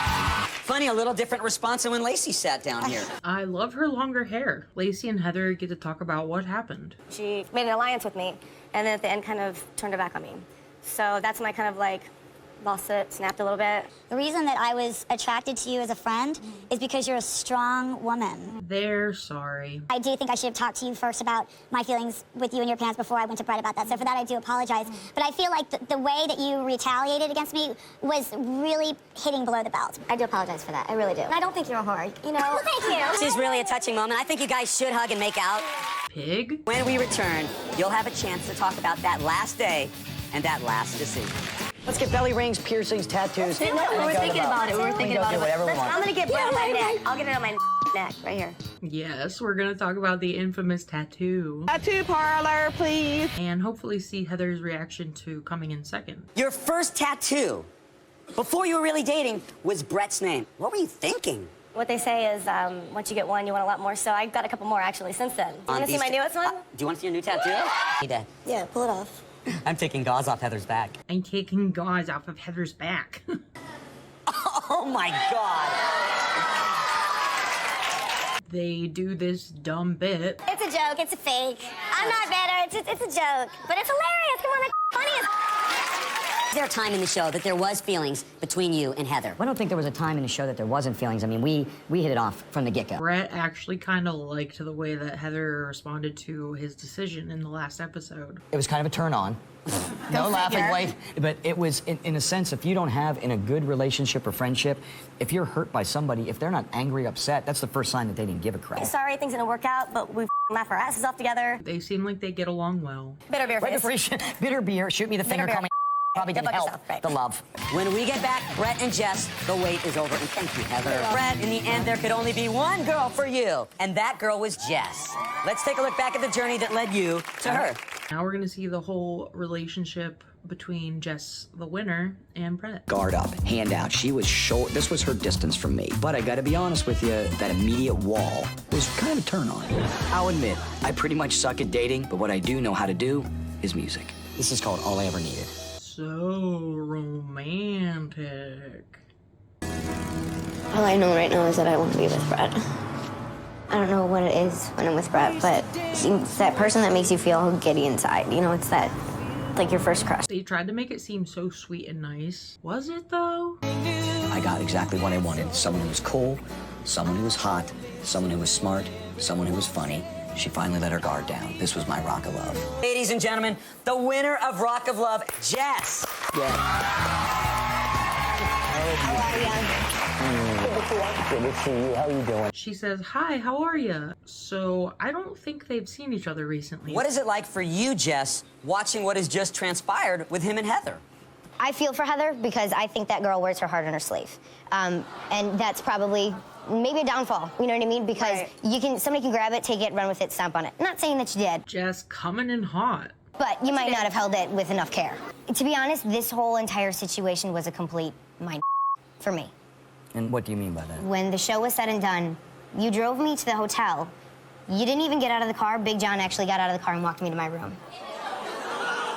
Oh, no. Not allowed to take you. I want to stress that point, that Brett was not allowed to have contact with you, to see you, to talk to you. When I got to that hotel, they were freaking out that I even left with you. So apparently the production got in the way of Brett being able to properly see Jess after the show. My thoughts is that if it was real for you, I think you made the wrong decision.